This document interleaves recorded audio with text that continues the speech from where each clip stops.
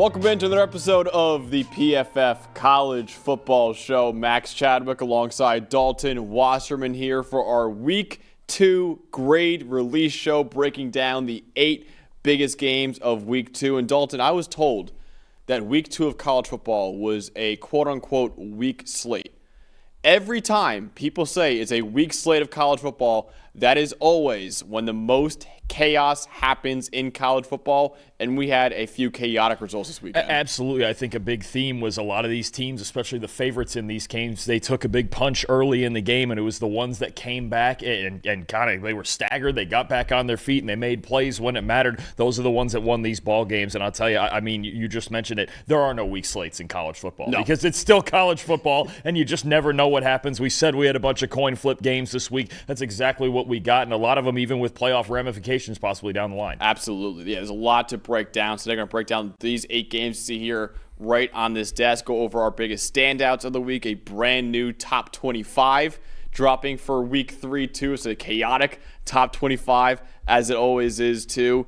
Go down over the Heisman odds that we have updated too. Tease our games for the Tuesday preview too, and a special guest coming on at the very end of the show too, Dalton. But a lot to get to. I want to remind you guys that all of the numbers we're going to talk about today here on this grade release show are available to you guys right now with a PFF Plus subscription. And also, you can use a special promo code with our show, PFF CFB 25, to get a discount, 25% off a PFF Plus subscription. You get access to all of the grades, data, and analytics that every single one of the 136 FBS teams use, every single one of the 32 NFL teams use, and the best fantasy football tools on the planet, the best betting tools on the planet. It is the first Sunday of Week 1 of the NFL season. I will be placing a lot of bets today on this Sunday of NFL Week 1. I'm also using our tools to make my fantasy lineups for today too. So PFF Plus subscription, use the code PFFCFB25 to get 25% off.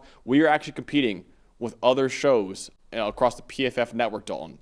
So try to help us out. Try to help us win this contest by using the promo code PFFCFB25 to get 25% off for PFF Plus. All right, let's go to the first game that we're going to talk about here in Week 2. The only ranked matchup in Week 2, and that was number 18 Oklahoma winning at home over number 15 Michigan, 24-13. Let's go over the highest graded player, starting off with the Oklahoma Sooners. Their highest graded player is actually their quarterback. We'll talk about later in John Mateer, who had a 76.8 grade. But after that was Deion Burks, the wide receiver, 72.3. David Stone, the defensive tackle, 72. Kip Lewis, the linebacker, 70.2. Defensive tackle Jaden Jackson, 69.7. And offensive tackle Michael Fasusi, 69.2 grade. I believe a true freshman tackle? Yes, first start. Yep. Wow, okay, yeah. So he's a former 5-star too, top 10 recruit coming out of high school. So see that, Dawn, 5-star recruit right there, playing well. And hits sometimes. All right, we'll go to Michigan with their highest graded players in the loss for them. Derek Moore, a top 10 edge for me in the country entering the year, played really well with a 76.6 grade. Jair Hill, the corner, 76 grade. Edge rusher TJ Guy, 75.9. Andrew Sprigg, the offensive tackle, 72.8. Jaden Sanders, the cornerback, 69.6. And Bryce Underwood, in his second career start, the former 5-star, number 1 overall recruit, 42.9 grade against Oklahoma. Dawn, for you, that's the whole story. I think my stat that tells the story, especially on the Michigan offense, they had one explosive run the entire night, the 75-yard touchdown from Justice Haynes to start off the second half. And I think it represents two things. One,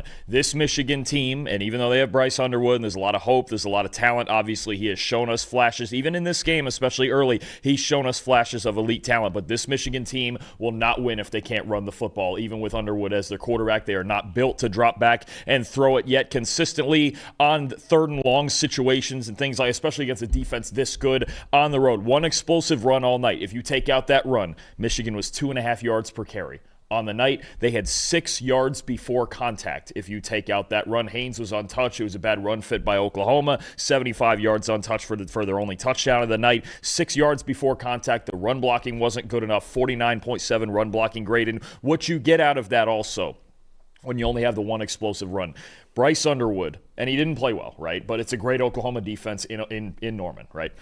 they were just never in good situations for him to be in. They weren't in enough 3rd and 3s and 3rd and 4s and getting early down explosives and getting easy first downs. They just could never get drives started, right? They were waiting on Oklahoma mistakes. They just weren't making them. They only made the one on the Justice Haynes run, but otherwise their offense on the whole was basically shut down. Love Oklahoma's defense and their game plan. Stacked the box on early downs. There was a lot of plays on first down where you saw 10 or even all 11 guys if it was a condensed alignment in the box. There was just no space to operate in the run game for Michigan, which leads to Underwood having to carry their offense too much, which leads to his struggles against a great defense. This Michigan team, this year at least with Underwood still as a true freshman, they have to run the football well. They did not do it in this game. There wasn't enough complementary football on offense for him to succeed. And that goes into mine right there. Bryce Underwood with a 38.3 passing grade in his second career start. Yes, it was a tough spot for him, right? Obviously going on the road to Oklahoma against an elite defense, an elite defensive coach too,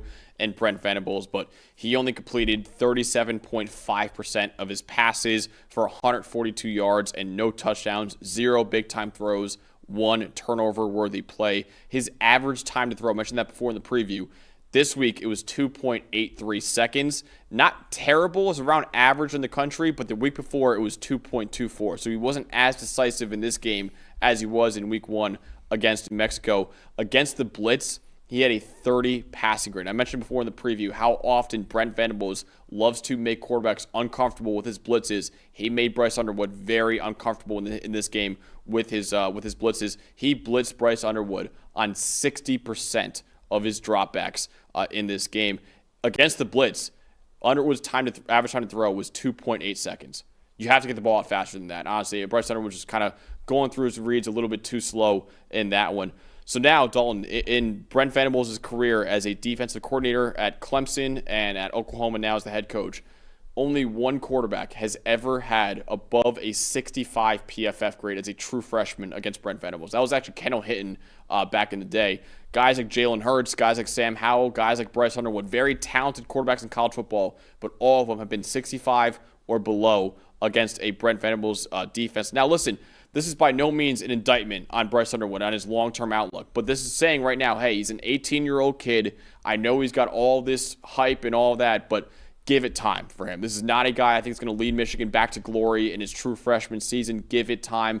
Get him better weapons. Get him some better players around him on offense. This is not an overnight fix, I think, for this Michigan offense. I still have a lot of faith in Bryce Underwood going forward, but he's not going to be the instant savior for this program like a lot of people thought he could be. No, and this is the thing about last year is, if there's some people watching that think, okay, they lost J.J. McCarthy last year and they didn't have a quarterback, that's why they're bad. Yes, that was a big reason, the quarterback rotation they had going last year, and it was all terrible, but offensive line also wasn't great. Receivers weren't great. Now you've lost Colston Loveland as well, who was the one truly highly functional player in that offense last year. This is a complete offensive rebuild for Michigan off of what they were last season. You like what you see from the run game in flashes with Justice Haynes. Obviously, last week against New Mexico, the run game was great. Today, just the one big run. You get a week to tune up again against Central Michigan. I'd expect him to win that game, but we're going to see what Underwood has in a big game at Nebraska in 2 weeks, right? We're going to find out then. We're going to find out against a complicated Luke Fickell defense in Wisconsin. Teams like USC, later in the year, obviously the Ohio State game is always the big test, and they've won the last 4. But I think when you talk about this offense, it's Bryce Underwood. It's about his development, and they still have to build around him. And their offense on the whole, it was just a matter in this game. Brent Venables, and he's my most impressive. I'm going with that for this because, first of all, great game plan. Like you mentioned, brought the pressure on Underwood, as we expected he would, right? It's going to be okay. You're going to confuse a young quarterback with these looks. You mentioned the longer average time to throw. He's going to confuse a young quarterback and make him just hold the ball a half second longer than he wants to, right? But it's also a matter of this Oklahoma defense is just more talented than Michigan's offense. That's how this went. Outside of the 75-yard run, it was lights out. Even the field goal that they got after that on a drive or two later, it's because of a muff punt from Oklahoma. They pretty much gave it to them, right? So, Michigan's offense was 99% stagnant in this game. It's a credit to Brent Venables, and I got to say this too for Brent Venables with his team. I say this a lot, especially in these kind of games, understanding the assignment. Yes. Very much like Ohio State against Texas last week. This is what we're going to have to do. This is the type of game we're going to have to win. Michigan's still got a really good defense. They want to grind this game out. They outplayed Michigan the way that they wanted to. John Mateer wasn't always pretty, but he grinded through it, and he led this team he led this team to maybe an ugly win, but we knew if they were going to win, this was going to be an ugly win, and they fully embraced that. That's my most impressive right there is John Mateer. I know it wasn't the prettiest. I know Walt in the chat even saying that there's a little bit of wild stallion at times too, John Mateer. That's just what he is. Get used to it. But I love it, man. I love it. I love him as a college quarterback. I think as a draft prospect, some people saying first-round stuff right now, I think he maybe could get there at the end of the year, but right now I'd say pump the brakes on that a little bit. But as a college quarterback, I love this guy right now. He just knows how to get the job done for Oklahoma. 76.8 PFF grade, the highest graded player for the Sooners in this game. 269 passing yards. He had a touchdown and an interception. 3 big-time throws, 2 turnover-worthy plays. He also ran for 75 yards and 2 touchdowns, too. 89.4 passing grade against pressure, too. He was unfazed by Michigan's pressure in this game when so many quarterbacks, even last year, they lost games because of how bad they were against the pressure. He was really good against Michigan's defensive line in this one. Against pressure, 4 for 9 for 99 yards and 2 big-time throws. Right now, if you look at our partner, DraftKings Sportsbook, John Mateer is your current Heisman Trophy betting favorite. He is plus 800. We'll talk about that later on after a couple more of these games at the Heisman odds right now. But John Mateer is the Heisman Trophy favorite on DraftKings Sportsbook right now at plus 800. He helped fix a lot of problems in that Oklahoma offense last year. But last year, if Michigan scored 13 points, Oklahoma might still lose the game, honestly, because their offense was that inept last year. Now with John Mateer there, they could put up 24 points and put up just enough to win this kind of ball game. What a ball game we have in 2 weeks. Auburn going to Oklahoma in week 4. Obviously, it's going to be thought of as the Jackson Arnold revenge game, but this Oklahoma team, the one thing that concerns me, their offense is still a work in progress right now. They got to figure out how to run the football, and there was a lot of solid designed runs from Mateer last night, and they were playing the numbers advantage and just grinding it out, but they need to figure out how to run the football because we came into this year thinking, okay, you have Jaden Ott, you have a good running back room, you have John Mateer who's extremely mobile, that they're going to be better with that. Their running backs last night, 19 carries for just 58 yards. After a week in week 1 where they struggled against an FCS opponent to run the football, they got some things to figure out up front. The offense is a work in progress, but the defense and Venables and Mateer, at least with maybe high variance, but the explosive plays periodically he can give you, that's what gives you that advantage. That's what gave him the advantage in this game. So Oklahoma taking down Michigan 24-13 in the only ranked matchup, I should say, in week 2, I should say. The next one, Dalton, is maybe the biggest upset we had the entire week. We had USF continuing their unbelievable start to the season after beating number 25 Boise State in week 1. They beat number 13 Florida in week 2, 18-16 the final score. Let's go over the highest graded USF Bulls in this game, starting off with their cornerback Deshaun Rucker, 70.7. Wide receiver Mudia Rubin with a 70.2 grade. Connor McLaughlin with a 69.7 grade. Safety Tavin Ward, 68 grade.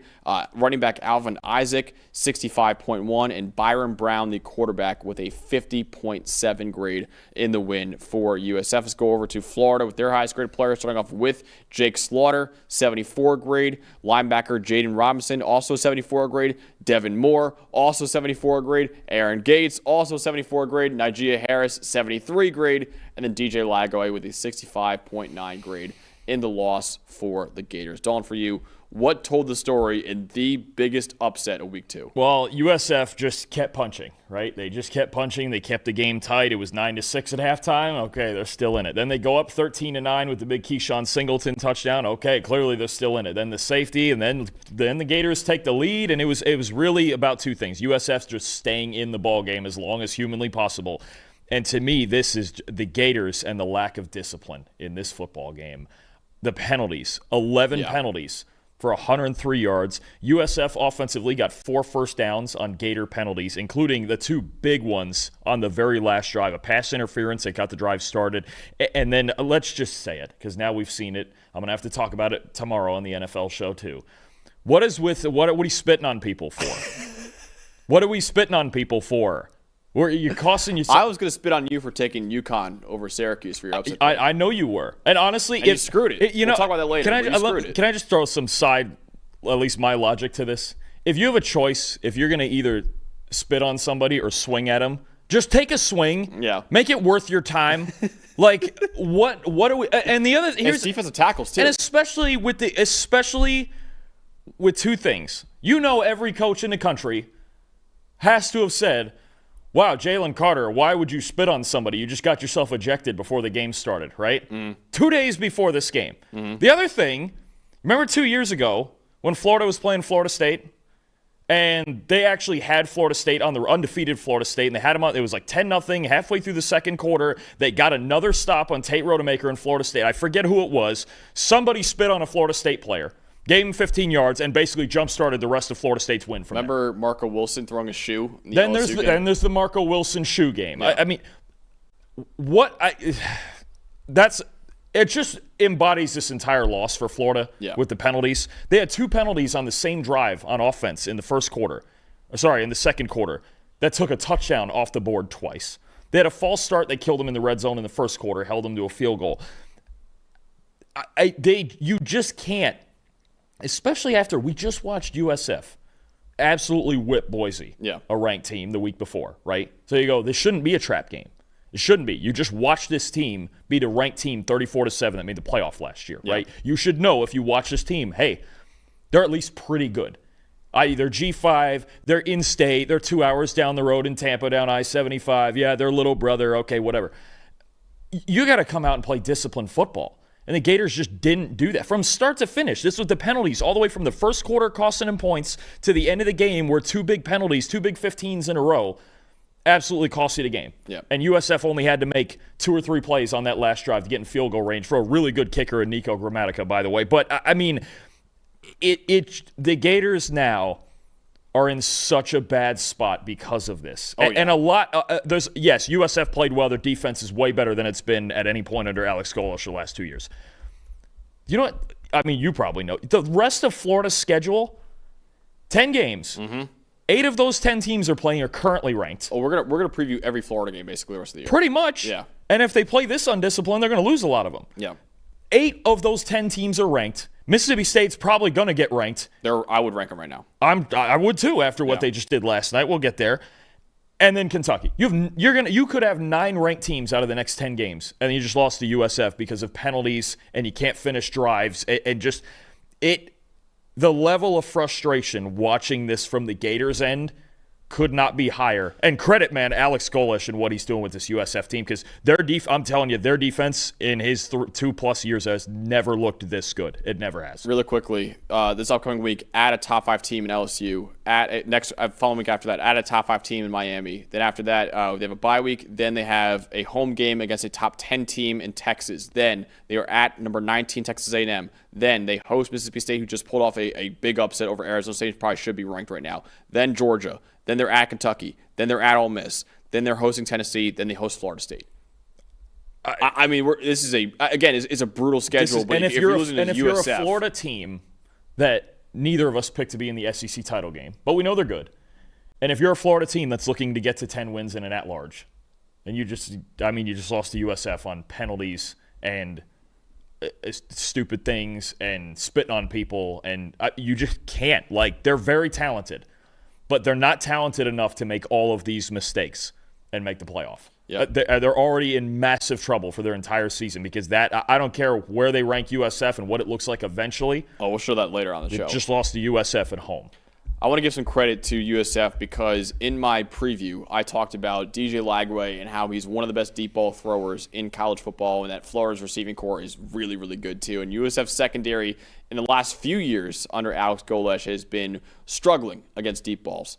DJ Lagway had a 52.3 passing grade on deep throws in this game, Dalton. 52.3. The year before, he had a 95.5. Or excuse me, he had one of the 95.6 on deep passes last year, which was 3rd in the country. He was 0 for 4 on his deep balls in this game with an interception on one of those deep balls too. He had a big-time throw on one of those 20-plus yard throws, but it was dropped by his receiver. Again, 3rd in the country last year in deep passing grade with a 95.6 deep passing grade, 52.3 against USF in a matchup on paper that significantly favored Florida in this one too. He led the Power 4 last year in big-time throw rate as only a true freshman.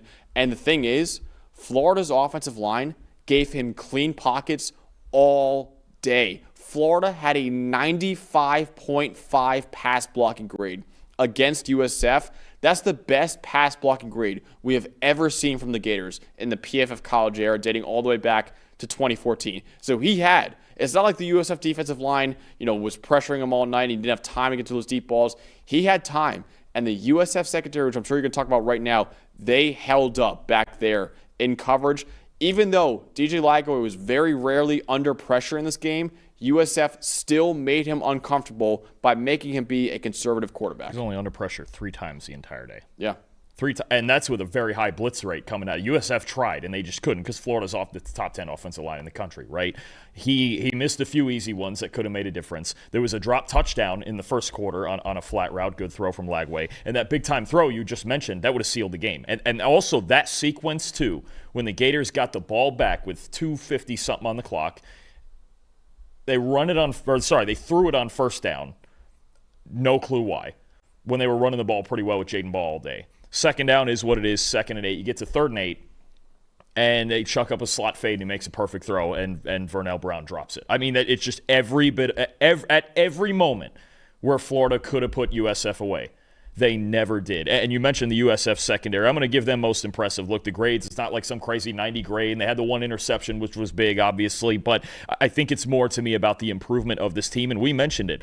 They just need to keep themselves in it in the secondary because it was so often in these scenarios, like I think about last year, right? I think about last year when they played Alabama. They were down 5 with 6 minutes left. They had a shot. If they stop Alabama, maybe they get one shot just like this, and Ryan Williams scores an 80-yard touchdown. It's plays like that. Oh, you mentioned over the last 2 years, USF's given up the most explosive pass plays in the country through 2 weeks. And I know Boise's not too explosive, but they've got something, right? And then you've got DJ Lagway in Florida.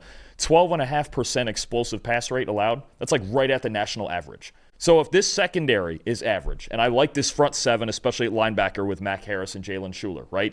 Now you've got a pretty good defense. And now you're talking about, okay, you didn't allow many explosives and no deep balls to Florida.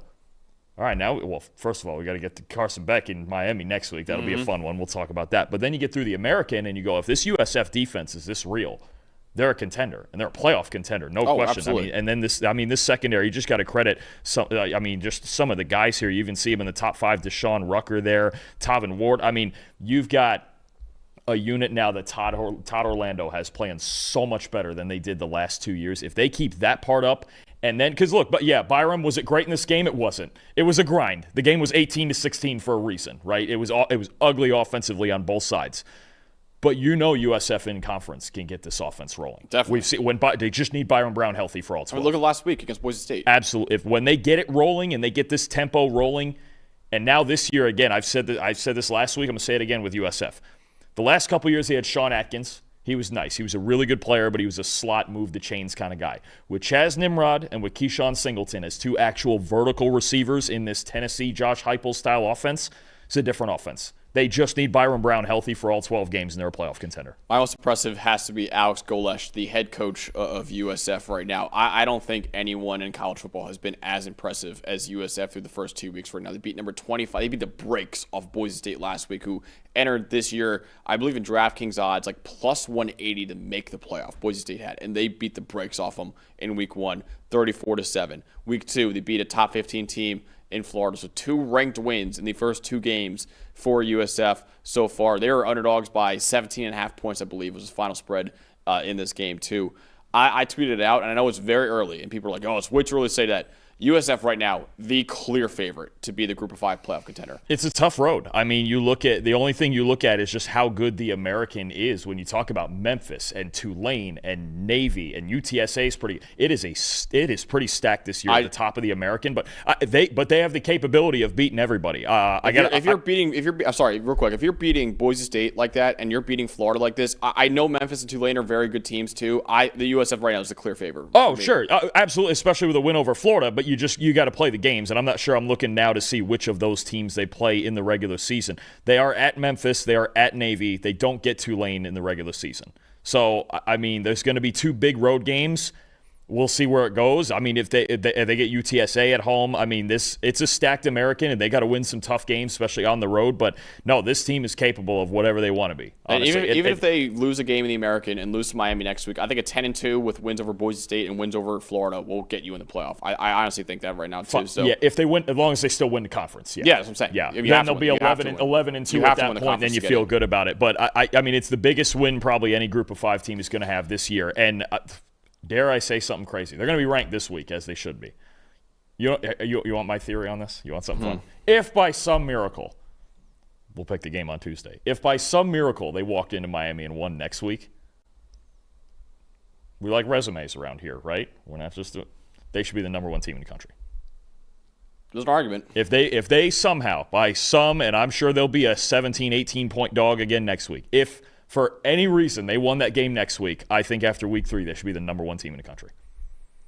Yeah, there's an argument. I don't think there's anybody even close with a 3-0 like that. With Boise at the time ranked, at Florida and at Miami. 2 in the top 15, 1 top 5. That's just throwing it out there. You might not. They might not be the best team in the country. If LSU beats Florida too. This week. All of a sudden, that doesn't look as good now. Well, and US. Clemson. I mean, come on. There's plenty of games here where they didn't pull it off. Clemson won the game. There's so many times where teams go into halftime down by a little bit, and then they come back and win. Well, sure, but I'm not that. It's not. I didn't have that many takeaways. That's where I'm at. Real quick on Golesh, so I want to finish this up too. He has just done an incredible turnaround at USF in his 3rd season there. USF in the 3 years before he took over, they won a combined 4 games. In those 3 years. And now he has them consistently humming along right now. They're going to be ranked, and I would think they should be in the top 15 at least right now. First time since 2018 that USF will be ranked in the top 25. This is one of the hottest candidates for any job that opens up this offseason too. Maybe even the team that you just beat. Maybe even. I'm not putting anything out there right now, but listen, he has done an amazing job at USF, and he could topple a 3rd giant in as many weeks this week against a top 5 team in Miami. Because, I mean, what USF is doing right now, what they've done in the last couple of years under him after being legitimately terrible in the last 5 years before he took over. There were lean ones. Yeah, there were some lean years in Tampa. They were horrendous. Again, in the 3 years before he took over, they won a combined 4 games in those 3 years. So they averaged 1 win per year in the 3 years before he took over. It's incredible what Alex Golesh has done so far. No, they've always had the resources. They've always had the fan base. It's just been times when they just lost sight of the vision and what they wanted to be. Golesh came in with a clear vision. They've won bowl games the last 2 years, which is big time. Like you mentioned, just the lean years they had under the previous regime. And now where they're at now, and especially to me, again, also Todd Orlando in this defense, they've only given up 23 points over the last 2 games against really good teams. No, this USF thing, it's real. Whether they win or lose against Miami next week, this is going to be a team we're watching all year. All right, next up is another pretty good upset we had. Mississippi State beating number 12 Arizona State 24-20 in Starkville. Let's go over the highest graded player, starting off with the Mississippi State Bulldogs. Their highest graded player was defensive tackle Calvin Dinkins, 82.3. Offensive tackle Albert Reese IV with an 80.4 grade. Cornerback Kelly Jones, 75.1. Wide receiver Brennan Thompson, 70.1. Fluff Bothwell, the running back, 69.8. And Blake Shapen with a 72.5 grade in the victory. Let's go over to Arizona State with their highest graded players in the loss for the Sun Devils. Offensive tackle Josh Atkins, 74.8. Jordan Tyson, 73.3. Clayton Smith, the edge rusher, 72.7. Keyshawn Elliott, the linebacker, 72.1. Keith Abney, the second, the cornerback, 71.9. And Sam Levitt with a 51.3 grade in the loss. Don, for you, the stats told the story in this upset.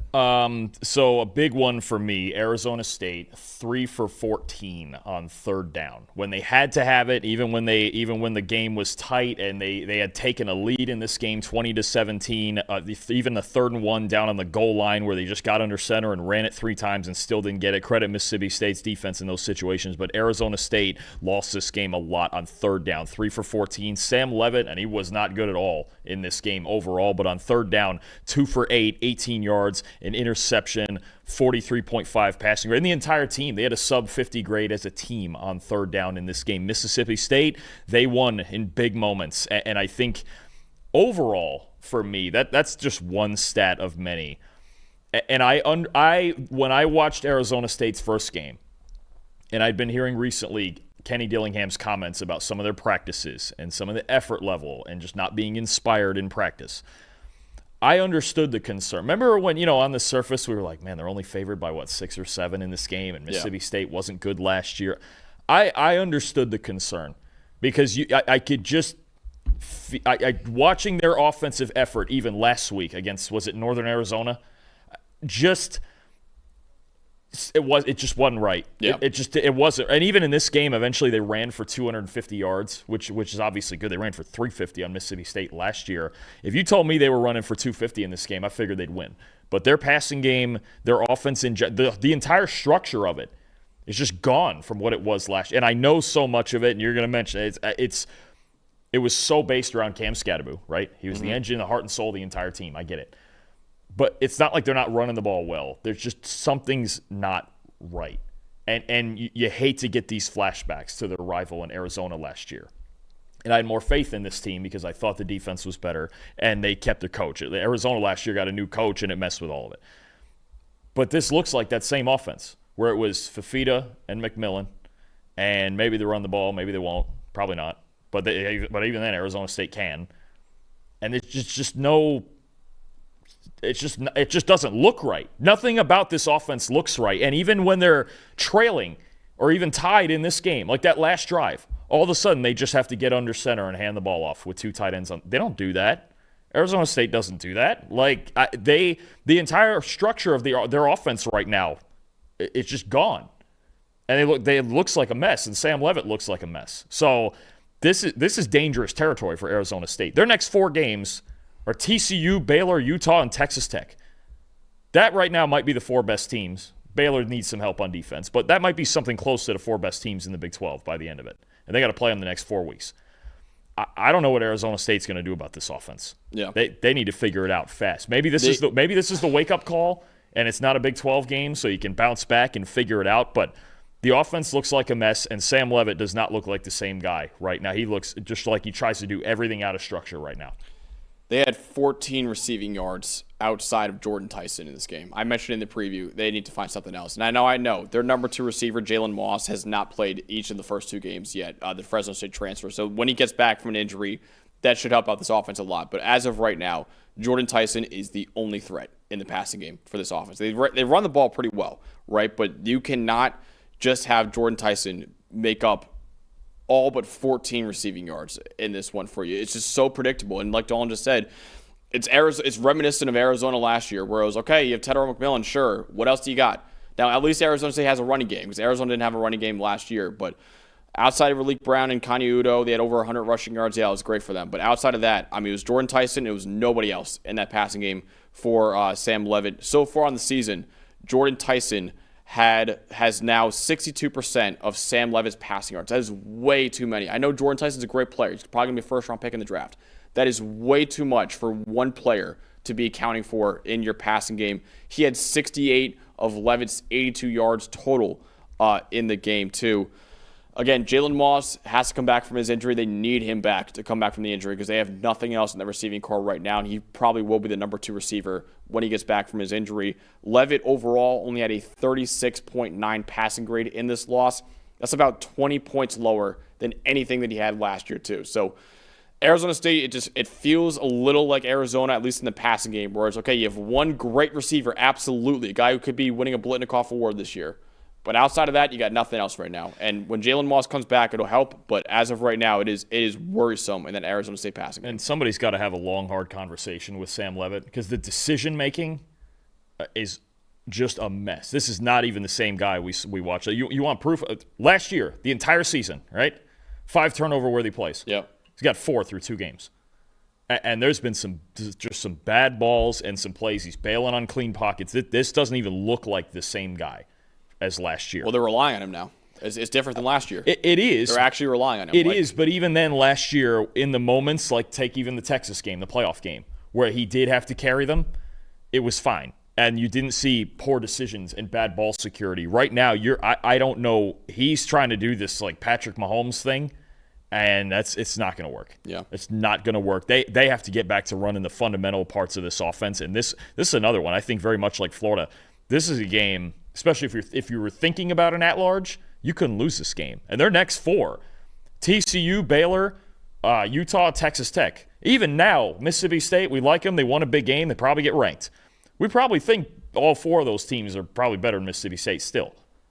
We'll see. No, Baylor's I wouldn't say Baylor's a tougher one because their defense. But even then, I'd probably call it even. They can score. TCU would be tough too. They're playing. TCU won 9 games last year. I know. That's still Mississippi State, I think, is a completely different team this year. Might be, but this is still not a game they were sitting here expecting to lose. Yeah, no, they shouldn't have lost. I mean, Arizona State. I don't know if the panic meter's at a 10, but it's at least like an 8. It's this high. is not good. It's very And their high. next 4, either way, their next 4 games are tough. Really, really tough. Let's give some credit to Mississippi State here. Who's your most impressive part? Yeah, look, Blake Shapen coming back off the injury. Only played, 3-4 games last year. And he's always been a quarterback that, look, if you can keep him clean, he can do good things for you. That was the way it was at Baylor. He makes some shaky decisions under pressure, but in this game, he was clean enough. Arizona State didn't get enough of a pass rush, and when the shots were there to be taken, the game-winning touchdown to Brennan Thompson's a perfect example. He took it. Blake Shapen in a clean pocket in this game, 18-28, 270 yards, 3 touchdowns, 85.2 passing grade. This is he's a solid quarterback when he's healthy and he's just not under too much pressure. Mississippi State being able to protect him in this game allowed him to make throws. He had a good game against Arizona State last year. They just didn't run the ball enough to support it. They didn't really run the ball well in this game either. Only 81 rushing yards, I believe it was. And Shapen showed up when it matters. You just feel good for him because, you come to this program, new coach, they won 2 games last year. He suffered a season-ending injury before it really all got started for him. Really, he played in this game, was the highlight of last year, even though they lost it close. Now he comes back, and he's got this. Him and Jeff Lebby have this team on at least some sort of upward trend. We'll see how the SEC schedule treats them, right? Because they're obviously not as bad as last year. But it's still a tough SEC schedule when you're playing all those teams. But clearly, Jeff Lebby and Blake Shapen have this thing going in the right direction. And yes, this will be his last year there, and he's a veteran guy who's been in college football for a long time. But you like to see him come in a game like this and play well and have a moment like that, especially at the end after losing most of his season last year to injury. Blake Shapen was really, really good in this game. Absolutely. And Ryan Nelson in the chat saying he's a gamer. He's absolutely a gamer. Absolutely. That's a great call by Ryan Nelson in the chat right there. So, yes, Jeff Lebby, Blake Shapen are doing great. Coleman Hutzler, I want to shout out here, the defensive coordinator for Mississippi State. So he was hired by Jeff Lebby, and his last year was his first year at Mississippi State as defensive coordinator. It was a disaster for Coleman Hutzler last year. He had a 55.3 defensive grade, lowest graded defense in the Power 4 last year, second lowest graded defense in all of college football last year. And yes, they added a boatload of transfers to that side of the ball, but also their starting lineup is largely comprised of guys who were on last year's team too. So they really improved. They just held an offense that has a potential first-round pick at quarterback and a potential first-round pick at wide receiver to 20 points in this game and only 4.5 yards per play. It was Sam Levitt's worst game, I'd argue, of his entire career so far. So far in the season for Mississippi State, negative 0.110 EPA per play. If that holds throughout the entire season, it will be their best since 2018 when the Bulldogs had a top 20 defense in all of college football. He deserves a lot of praise right now for at least through 2 weeks looking like he turned around that unit. And you know what it is for me, and I could see a little bit of this in the Southern Miss game. Just it actually kind of reminds me of how we talked about Arizona State's defense last year, where it was there's not one superstar player, right? There's a couple of top 5 guys in there, right? But it's not one superstar player. They're just playing better team football. They really are. You could see that last week against Southern Miss where you go, just all the way around this looks more sound at all 3 levels. And that's what you got. I don't know that they have any superstars, any first or second round pick type guys. And that's how Arizona State's defense was last year was we play harder than you and we are more sound than you. And in this game, it flipped, and that was Mississippi State's defense. And if they carry that moving forward, even if they don't have, any household names out here, they're going to be a lot better because the defense they couldn't get any stops last year. The defense was the reason they were so bad last year. Absolutely. Yeah, and you mentioned it. Like Arizona State last year is built around the offense, obviously the offensive head coach, and same with Mississippi State with Jeff Lebby. But if you have that defense performing like that and you could win games with your defense, absolutely. That's a great call right there because at Mississippi State, I mean, that was a big turning point for them is getting that kind of defense because last year they had probably the worst defense in all of college football, or at least one of them last year too. Before we move on to the remainder of our 8 games, got to talk about the sponsor of the show, that is DraftKings. This betting segment is brought to you by DraftKings. Dalton, let's look at the Heisman odds right now. Kind of got shaken up a little bit after yesterday. Your current betting favorite to win the Heisman Trophy on DraftKings Sportsbook as of right now is John Mateer, the Oklahoma quarterback. We talked about him already, plus 800. Garrett Nussmeier, next up, the LSU quarterback at plus 850. Carson Beck, the Miami quarterback, plus 1100. And then tied for fourth is Arch Manning at plus 1300. And Lenore Sellers at plus 1,300. Anything that stands out to you in the top 5 of Heisman odds right now? No, I mean, I think there's still a lot of speculation and a lot of guys who I don't think they haven't put up the mind-blowing stats, right? Yes. None of them, right? Manning was a lot better against San Jose State, obviously, but it's San Jose State, and you're kind of, Nussmeier kind of had another modest game. I think the Heisman hype is more about the moments and the wins than it is about the actual numbers right now. Sellers, obviously, the dual threat is interesting, but he didn't even have a great game last night against South Carolina State. Mateer, obviously, I think yesterday was more about just grinding out that win, even though it was statistically solid, more so than great. No, it's going to be a wide open Heisman race still. And I think, I'm sure there's even, I'm sure some people out there will mention, look, the fact that Sawyer Robertson is leading the power forward in passing yards. He's got over 850 yards through 2 games, led his team to a big win yesterday over SMU. If Avery Johnson and Kansas State weren't 1-2, I think that might get some mention. I think you're going to have a wide open race for this. This is going to go down to the wire. Carson Beck's an interesting call. Playing a tough USF defense next week. Don't sleep on it. That's just what that tells me is we're going to see big shifts like that every single week. Robertson's 90-1 right now on DraftKings. You can get him. I wouldn't bet on it. I probably wouldn't, just because Baylor. I mean, we're going to get into it in a second here. Their defense, man, they got to find something on defense to win more of these games. You can't win 48-45. Credit to them for winning, and credit to Robertson for getting them there. But no, I mean, it's going to be wide open. We're going to see massive shifts every single week. This is a wide open Heisman race. I know we both picked Kate Klubnik. Probably both of us not feeling very good about it right now. Is there anyone that you look at the odds and you think, okay, actually, that at that price would be pretty enticing? Oof, man. It's wide open. I'm with you. It's super wide open. For as much as I don't hate Nussmeier plus 850. I think that's I mean, for Nussmeier, look, you got through the Clemson game, you got the win, right? I mean, it starts this week. You're hosting Florida. LSU's going to be playing in big games every week, and this could be a year where instead of the stats or something crazy like Travis Hunter last year, could just come down to moments, right? It could come down to just, hey, which of those you mentioned 4 SEC quarterbacks in that mix you just mentioned, didn't you? I mean, you never know. Actually, and you know what? The way he looked yesterday, I know it was Grambling State and all that. Oh, Julian Sayin had a heck of a day yesterday too, and he got through the big one in Texas. Now, and he was good enough, and they won that game. I don't know if Julian Sayin's necessarily out of that mix. He's not. He's plus 2,200 right now. I don't hate that call at all. Jeremiah Smith is up there too, plus 1,600.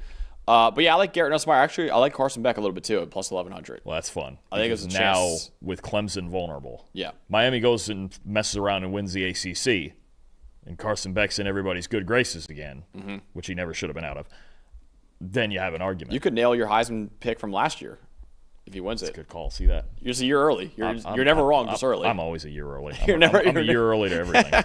You're never wrong, just early.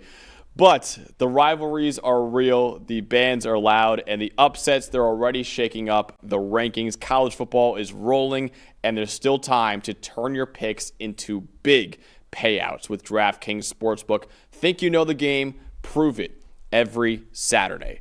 From live betting during the game to rivalry week odds boosts and so much more, DraftKings Sportsbook has everything that you need to stay in the action from kickoff to the final whistle. Whether you're betting on your go-to team or making moves mid-game as the momentum shifts, Saturdays are yours to own with DraftKings Sportsbook. Here's something special for first-timers. New customers bet $5, get $200 in bonus bets instantly. Download the DraftKings Sportsbook app and use code PFF. That's code PFF for new customers to get $200 in bonus bets instantly when you bet just $5 in partnership with DraftKings Sportsbook. The crown is yours. Gambling problem? Call 1-800-GAMBLER. In New York, call 8778-HOPE-NY or text HOPE-NY 467-369. In Connecticut, help is available for problem gambling. Call 888-789-7777 or visit ccpg.org. Please play responsibly. On behalf of Boot Hill Casino and Resort, Kansas, 21 plus age and eligibility varies by jurisdiction. Fees may apply in Illinois, void in Ontario. Bonus bets expire 7 days after issuance. For additional terms and responsible gambling resources, see dkng.co/audio. Definitely using the bonus bets today, first Sunday of NFL. Oh, absolutely. While it's probably going to be hurting. What you got? What's the first bet you're taking? What do you got? Steelers Jets under seems like a lock. That's where I'm at. That's absolutely, and it's raining out there in Jersey too. That's where that game's going to be like 10-7. I love that. That's going to be. It's going to be a hideous ball game. But Fields going against his former team. Rodgers going against his old team too. It could be fun. Whole lot got of revenge. PJ here too. Watch the game with us. It's a whole man. It's gonna be a disgusting football game. Yes, it's gonna be ugly. It's gonna be a low scoring game, and what wasn't a low scoring game is this next one right here. Baylor taking down number 17 SMU, 48-45 in double overtime. Let's go over the highest graded players, starting off with the Baylor Bears. Starting off with their safety, Jacob Redding, 83.4. Wide receiver, Kobe Prentice, 82.8.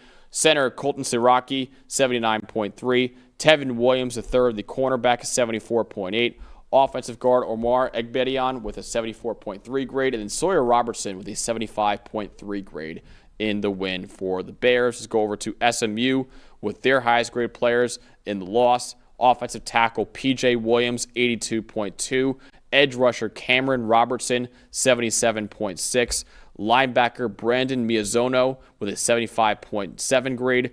Edge rusher Isaiah Smith, 75.7 as well.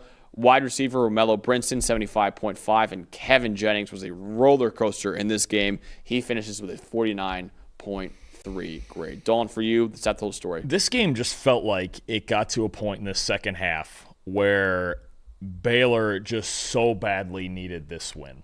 Coming off the Auburn loss where they were physically dominated. They were down early in this game. This could have been a real mess. This game could have got away from them. And it just felt like they needed every bit in their heart and soul to win this game. And the biggest reason they did win this game was Sawyer Robertson being able to throw the football downfield. Baylor has not run the ball as well as we've thought they would through 2 weeks this year. Bryson Washington was better in this game. Obviously, they were playing a defensive front that was not quite as good as Auburn's last week. SMU's got a good front, but not that good. Robertson, 10-plus yard throws, 10 for 17, 253 yards, 4 touchdowns, 5 big-time throws in this game. He just, at a certain point, you could feel it, especially with as much as he was throwing the ball downfield and attacking these SMU corners, which last year we talked about as the weakest part of their defense. That's probably still the case this year. Those cornerbacks had a 56.3 coverage grade in this game, and obviously with Robertson throwing, over 450 yards, that's just what's going to happen. The corners are going to be the ones to suffer in this SMU defense. They don't want to throw it at a great pair of safeties, but I think that really was what it was, is eventually Sawyer Robertson said, look, if I don't just try to take this game over with the weapons I have, we can't start 0-2, man. We just can't. I know it's out of conference. I know at the end of the day, maybe it doesn't matter, but I just think it felt like Baylor, you could feel it. Probably sometime late in the third quarter or so, you could feel it where they were just like, we can't lose this. We cannot start 0-2. We just can't. Almost for their own psyche, they could not lose this game, and Robertson and the receivers especially found a way to get it done. I'll go with my most impressive right here. Sawyer Robertson, 34 for 50, 440 yards, like Dalton said, 4 touchdowns, 0 picks, 77.4 passing grade, 5 big-time throws, 2 turnover-worthy plays. He also had 28 yards rushing in this game, too. He has 859 passing yards through 2 games, the most of any Power 4 quarterback and the second most in the entire country. Baylor's ground game, which we thought would be the driving force of this team preseason with Bryson Washington there, it's been relatively average because the offensive line hasn't really done that well. Washington hasn't really gone off either. He had a decent game actually against SMU, but Robertson's had to carry this offense a lot more than we thought he would have going into the year, and he's done that, honestly. They didn't lose that Auburn game because of Sawyer Robertson. They lost it because of the run defense, honestly. He put up 24 points in that Auburn game too, and he put up enough points to win this ball game too. So shout out to him because the leading passer in the Power 4 right now, and he has been having to carry that Baylor offense. Yeah, I think there's a balance that they have to work because if Robertson and the receivers are the best part of the team, fine, lean into it. But he's also second in the nation in dropbacks at 107 dropbacks in 2 games. It was really not how this offense was supposed to be designed. But if that's where we are with Baylor, then that's where we are, because there has been struggles. The struggles on defense are extremely concerning. Yeah. I mean, that's the one thing I'll say, especially going into the Big 12 and some of the offenses you have to deal with. They've given up 83 points through 2 games.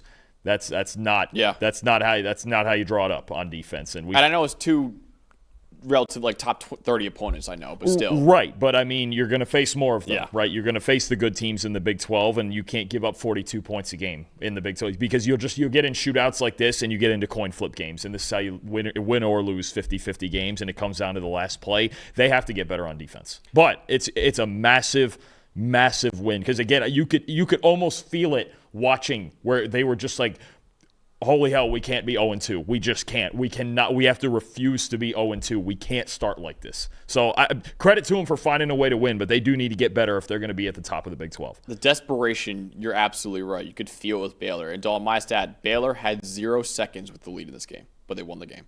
I don't think they never had a lead, I don't think, in the first game either, didn't they? I think Auburn just got out in front, and that was it. Yeah, well, at least they won this game. They didn't win the Auburn game, obviously. Right. But 0 seconds with the lead, and yet they still won this ball game, too. Because they had the game-winning kick in double overtime, so obviously no seconds come off the clock with that one. They were consistently down in this game, but they never rolled over and gave up either. They trailed by 14 points with under 6 minutes left in the fourth quarter, and they still made a comeback to tie the game and then won in double overtime. Credit to Baylor, man. They never gave up. They got their season back on track. I mean, if they could have been down by 14 to SMU and said, hey, we lost by 14 to Auburn, we're not going to win this game either. They didn't give up, though. And they came back, they tied the game, then they won the game in double overtime, too. Credit to them, because you could feel the desperation for Baylor in this one, and they got it done against a top 20 team in SMU. Yeah, no, absolutely. I mean, it's Robertson, then his receivers as well. Josh Cameron with 151 and 2 touchdowns. Ashton Hawkins, 145. 8 of his 10 catches went for a first down. Kobe Prentice with 2 touchdowns, the Alabama transfer. They found a way to will themselves to a win. Just real quick on the other side, we're a little worried about Kevin Jennings. I know that some of the surface numbers go, wow, high-scoring game, all the yards, all this, but like that, he's the biggest roller coaster in college football right now. Yeah. And we're seeing this consistently in big games. The Penn State game, the Duke game last year where it was, 6 turnover-worthy plays or 6 turnovers they had in that game. There were the first half of the Clemson game, the ACC title game. Now this game.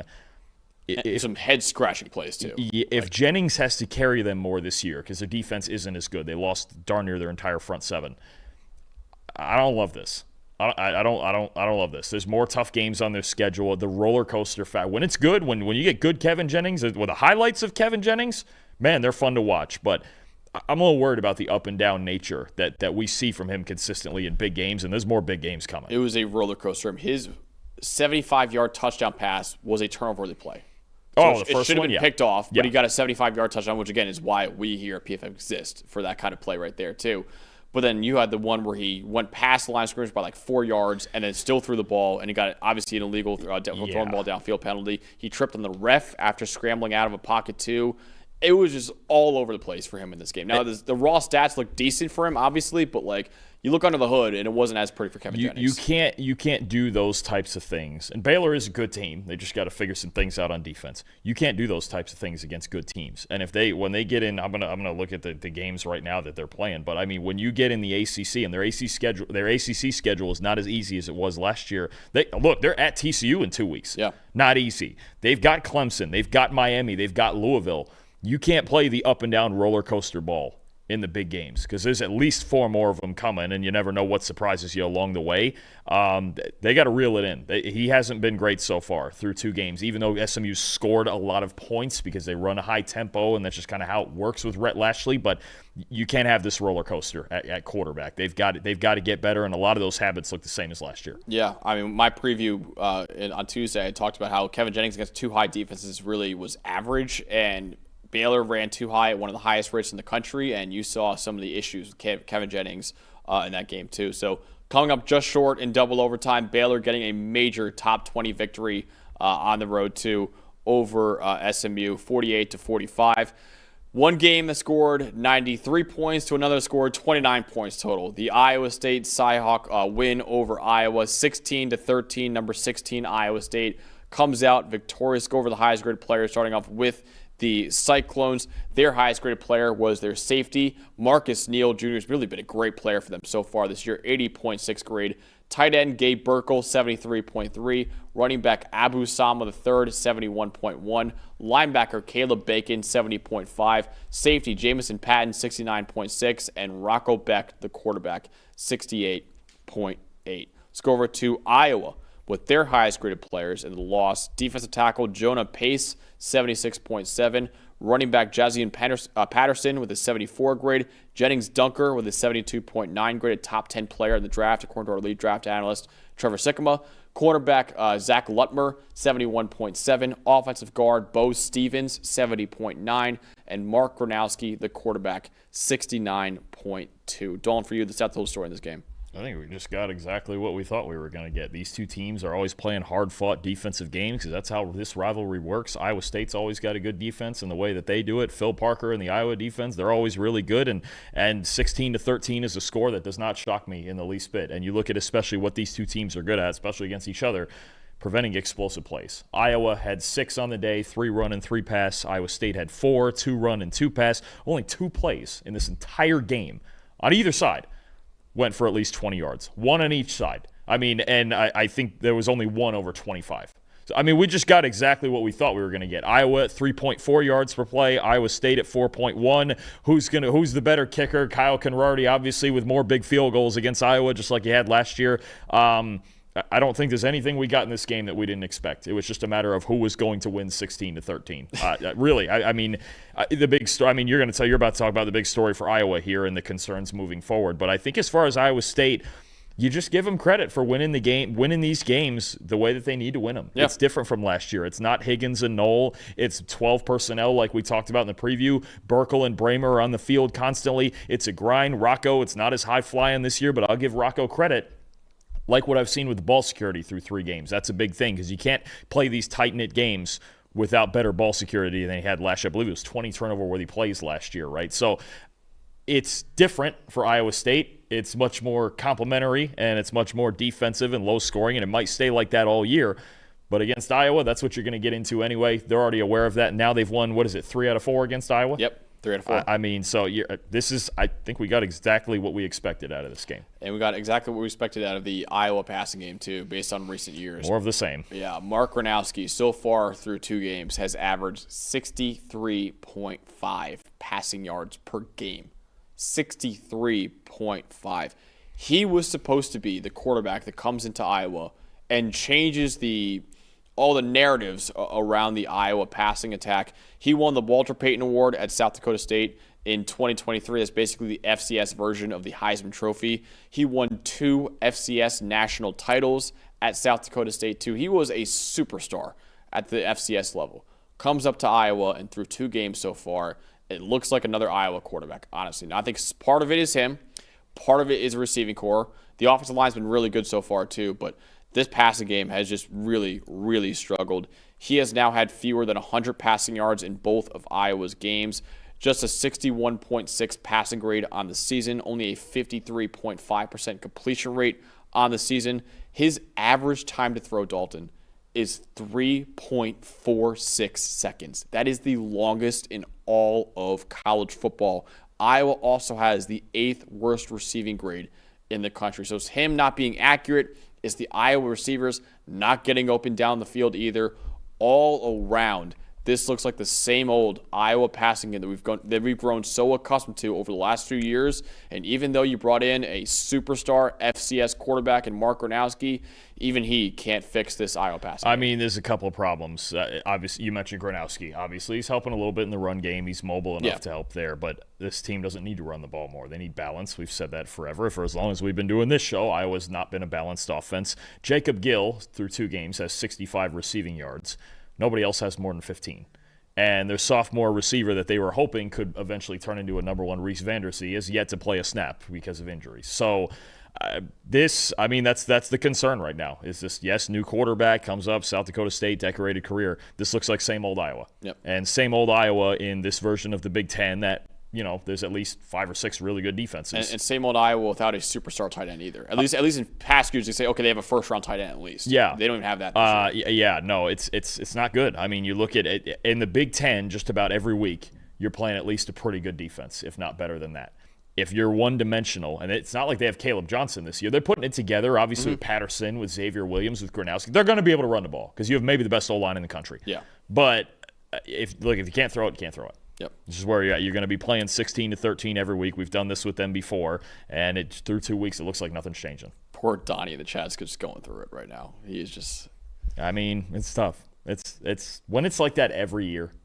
Every single year. It's got to be demoralizing. It's just so it's stressful. It's playing in 16. And they're good enough. Playing in 16 to 13 games every week. It's not like they're a bad program. Like their defense is always elite. No, they're going to win at least 8 games. That's what they do. But it's just you have to have a quarterback. They're very predictable. You have to be able to throw the forward pass. Yeah. And they just can't. They still just can't do it. Who was the most impressive part of this win for Iowa State? Look, we've had 2 big Iowa State games so far. One against Kansas State, a huge Big 12 win. This game, a big rivalry win over Iowa. And in both games, Marcus Neal's been their highest graded player. He kind of plays, there's this 3 safety defense that Iowa State runs, and he's kind of the hybrid strong safety / a little more linebacker. It's like Caleb Downs a little bit. A little bit. It's that same role that we talked about with Downs last year, and we talked about it in the Kansas State game, where he's kind of this rover in the middle of the defense who fluctuates between safety and linebacker, but he's really darn good at it. 79 run defense grade in this game, 70 coverage grade, all over the football. 8 tackles, 5 stops, had a sack as a blitzer as well. Big 3rd and 8 sack down in the red zone that held Iowa to a field goal. Marcus Neal is just kind of an X factor in the middle of this defense right now, and it's good to see Caleb Bacon also there in the top 5 of their highest graded players after being hurt last year, barely played. Their run defense, and you're going to mention it now as a unit, is really good, but Marcus Neal is the guy that can fluctuate between linebacker and safety back there. Big piece of this defense, a very important player in this defense. And in their 2 big games, he's been their highest graded player both times. It feels like Iowa State finds a new star in their secondary every single year. Yep. We thought it would be Johnson Williams this year, and he's still been really good for them at corner, but Marcus Neal feels like the new star in that secondary for this team. Absolutely. And it's just the variety. When you have a guy like that, you need a guy like that kind of tweener that can allow you to play a defense like this. And he can move down in a game like this where Iowa's going to get heavy with tight ends in their offensive line and just fly to the football and make tackles on the weak side especially.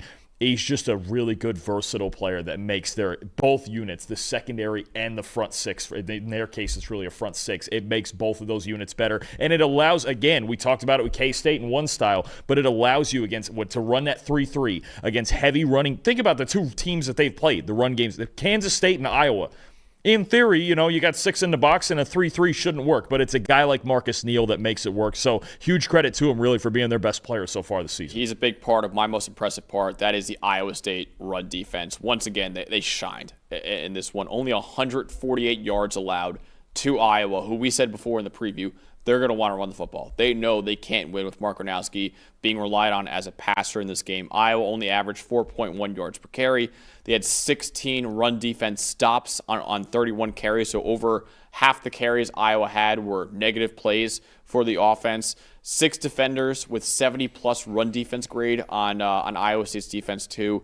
And like you mentioned, Dalton, a 3-3-5 defense on the surface level isn't designed to stop the run.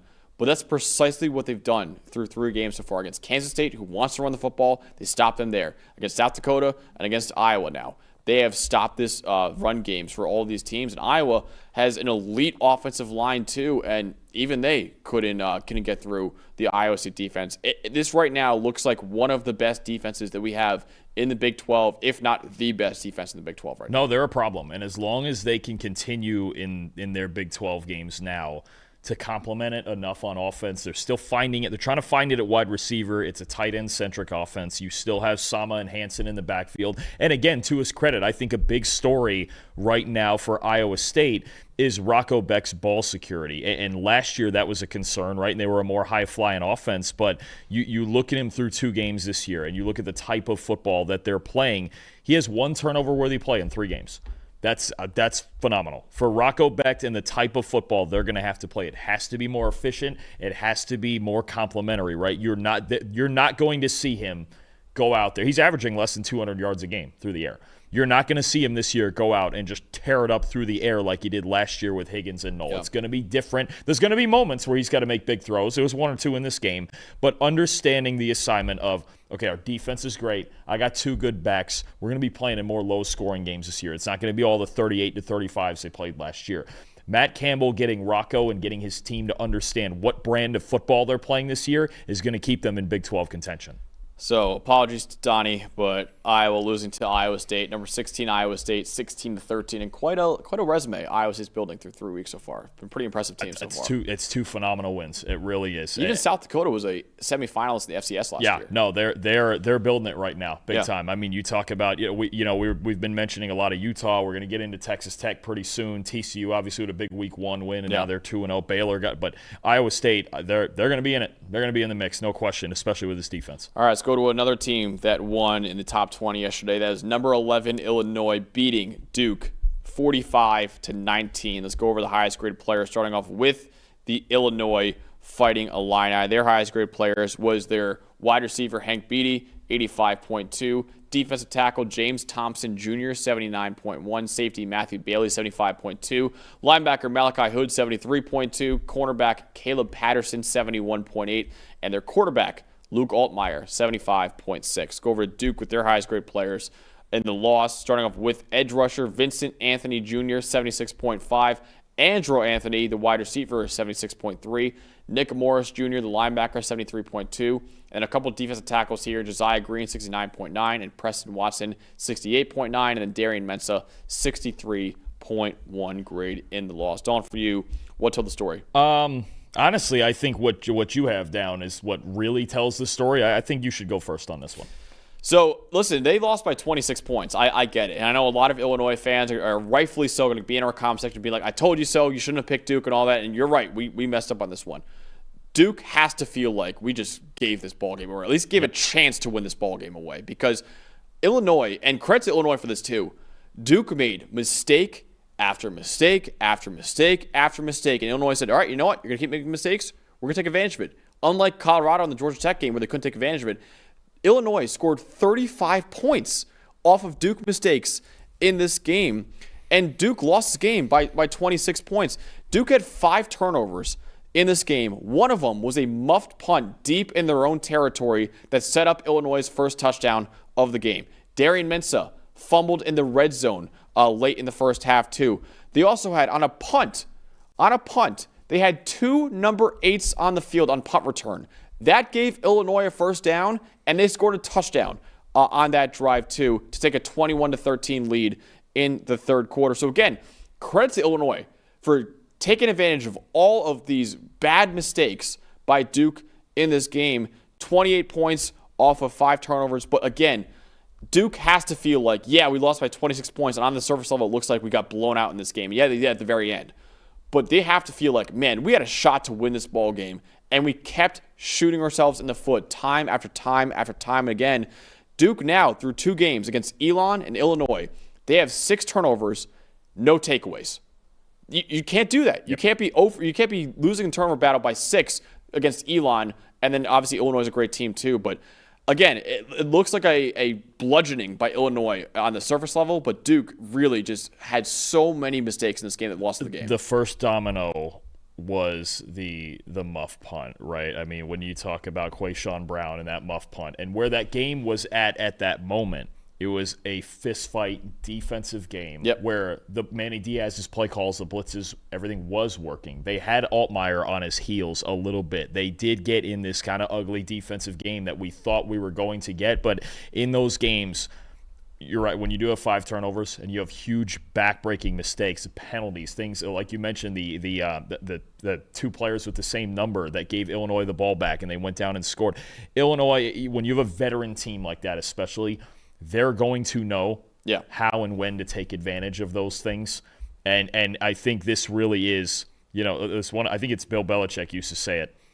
The first team you have to not beat, you can't beat yourself, right? The first team that could beat you is yourself. Then you got to go and beat the other team across from you. This is where it got to. Now, eventually, again, Illinois played a good football game. Luke Altmaier was really good. They deserve to win, absolutely. Yeah. They deserve to win. But the first domino of it was just Duke. Absolutely. You could feel it as we got towards halftime where it was just – and it was a great – look, even going into halftime, they were down 14-13 and you felt good.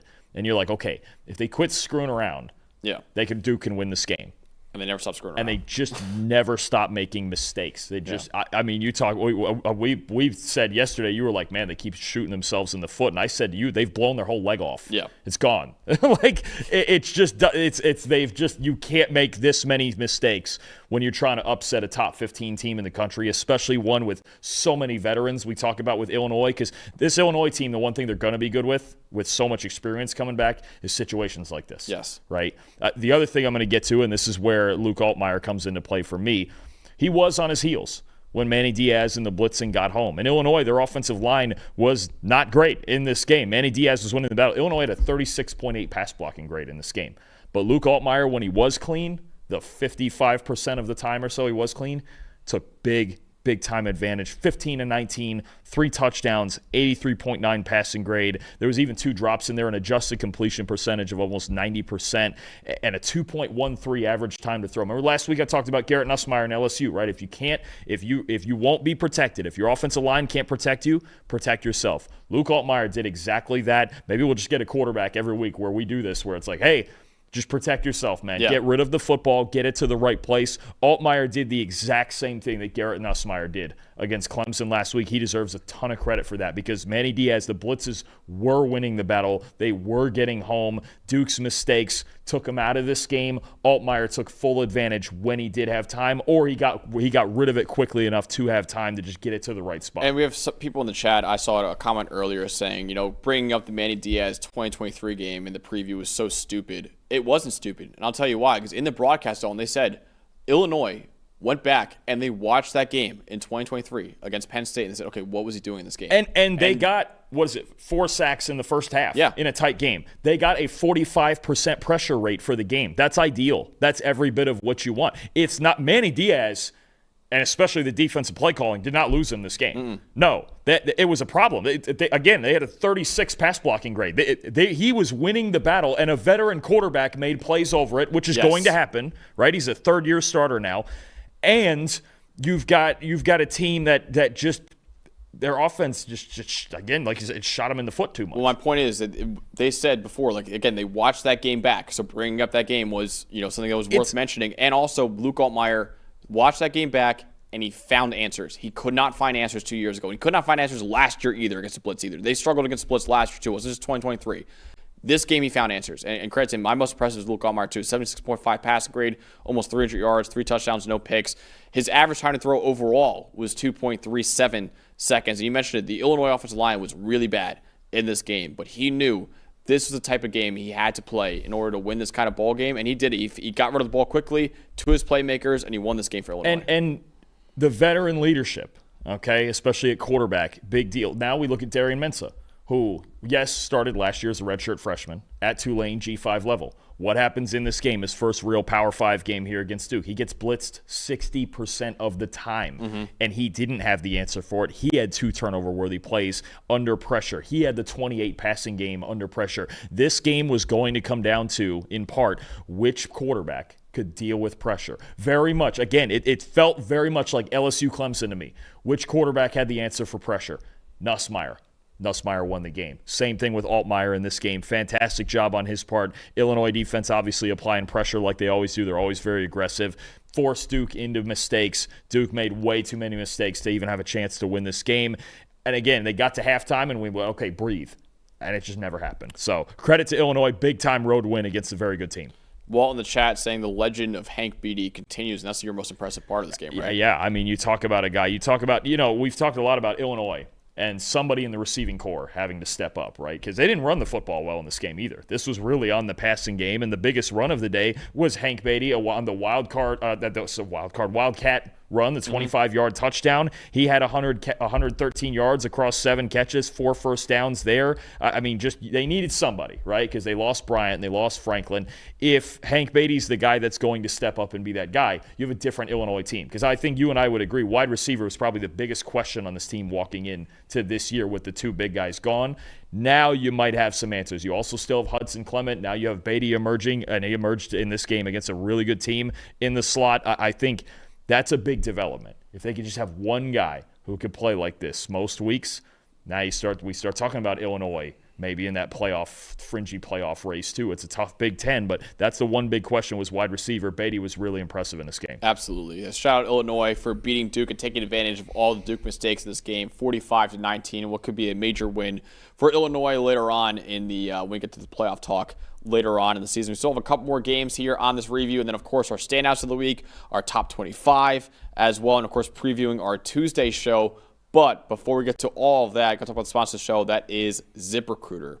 Finding great candidates to hire can be like trying to find a parking spot on the weekend. You get so many resumes and not enough candidates with the right skills or experience, but not with ZipRecruiter. ZipRecruiter finds amazing candidates for you fast. And right now, you can try it for free at ZipRecruiter.com/audio. ZipRecruiter's smart technology identifies top talent for your roles quickly. Immediately after you post your job, ZipRecruiter's powerful matching technology starts showing you all of the qualified people for that job. They let you connect with top candidates ASAP. You can use ZipRecruiter's pre-written invite to apply message to personally reach out to your favorite candidates and encourage all of them to apply sooner. Ditch the other hiring sites and let ZipRecruiter find what you're looking for, the needle in the haystack. 4 out of 5 employers who post on ZipRecruiter get a quality candidate within the first day.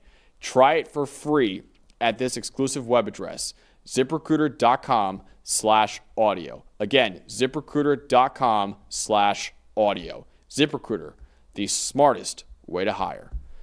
All right. Next up in our review is number 20, Ole Miss, avoiding a second straight upset at the hands of Kentucky, winning this ball game 30-23. Let's go over the highest graded players, starting off with the Ole Miss Rebels. Their highest graded player was Penn State receiver transfer Harrison Wallace III, 80.2. Wide receiver Deuce Alexander, 78. Edge rusher Prince Will Uman-Mielen, the younger brother of Prince Lee Uman-Mielen, with a 76th grade. Sontaran Perkins, the edge rusher, 74.6. Antonio Keat, the corner, 72.1. And then Austin Simmons, the quarterback, with a 47.3 grade in the win for Ole Miss. Let's go over to Kentucky with their highest grade players in the loss. Starting off with defensive tackle David Gusta, 87.9. Running back Dante Dowdell with a 74.1. Ty Bryant, 74. Alex Safari Jr., the linebacker, 73.6. Defensive tackle Khalil Saunders with a 72.9 grade. And then Zach Calzada, 51.9. Dalton, for you, what told the story? All right, I think the story, it's not really so much one stat necessarily. It's that Lane Kiffin is clearly coaching a very young team and a very young quarterback. This game felt like Max, you ever seen I know you probably don't watch a whole lot of boxing, but you ever feel like it's like you watch one of those boxing matches and it's like a heavy favorite, the champion walks into the ring, he kind of takes the opponent for granted a little bit, he gets put on the mat in the first round. Why do you think I don't watch boxing? First of all, I don't know. It's just not as cool. You and I go to boxing together every week. I don't know that you watch too much F1 to watch boxing. You only have so much. Actually, what's going on? You only have so much time in your day, you know. I do like watching boxing, though. Well, I'm just saying, I don't even watch as much as I used to because, I just don't like the insinuation you had there of, you don't watch boxing, clearly. Well, maybe not. I don't know if you're a UFC guy. I know you're an F1 guy. I know you get up at 9 a.m. and do that I feel like there's an insult somewhere. No, not at all. Okay, just the type of fight I'm getting at here. Go ahead. I don't even watch as much as I used to because now it's just clown shows and whatever, rigged judges and all that. I can't stand that. But anyway, it's got knocked down in the first round. They did. First quarter, they were awful, right? Austin Simmons, 2 interceptions, down 10-0. And it felt like after a quarter, you and I were looking at each other at this game like, oh, here we go again. Yeah. Oh, boy, here it comes. Now Ole Miss and Kentucky, it's going to be this mental bit and all this. And to Lane Kiffin's credit, to Austin Simmons' credit, and to that grade, the two interceptions were awful. Yeah. The grade is probably going to stay right around there because it's just, right now, Austin Simmons, he's not making a boatload of mistakes, but the ones he's making are really, really bad. But get back off the mat. All of a sudden, oh, shoot, I got hit in the chin. I'm in a 12-round fight. You got to fight all 12 rounds, and you got to take it down to the very end. And Simmons, neither quarterback even finished this game. Both of them finished the game injured. Yeah. So Simmons, even Trinidad Chambliss had to come in and finish the game for him at the very end. But look, Ole Miss, even as a team, their offensive grade in the first quarter, 40. Next 3 quarters, 69.5. It's a young team trying to figure it out. And I think Lane Kiffin understands he's coaching a very young team, a very young quarterback, and even the transfer receivers and guys like that, like Wallace and Dejon Stribling and, Luke Haas at tight. Well, he's hurt right now, but I mean, Daquan, right? You have veteran guys out there, right? Those guys might know, but they also haven't played together before. And then he's trying to guide Simmons through it all. And to his credit, to Lane Kiffin's credit here, he guided this team through it all, right? The offensive line hasn't looked great through 2 weeks. Defensive line hasn't looked great through 2 weeks. There's been flashes. I think they're better rushing the passer than stopping the run right now. It's an extremely young defense, too. I think he knows what he's dealing with. And I think Kiffin's ability to just guide this team through a bad start, which, funny enough, he couldn't do with last year's team in this game, right? That's what won them this game more than anything else. So Simmons' grades are going to look bad because the 2 interceptions were awful. It was better as the game went on. And at least with him on Ole Miss side of it, you go, all right, yeah, it wasn't great, and the grades are ugly.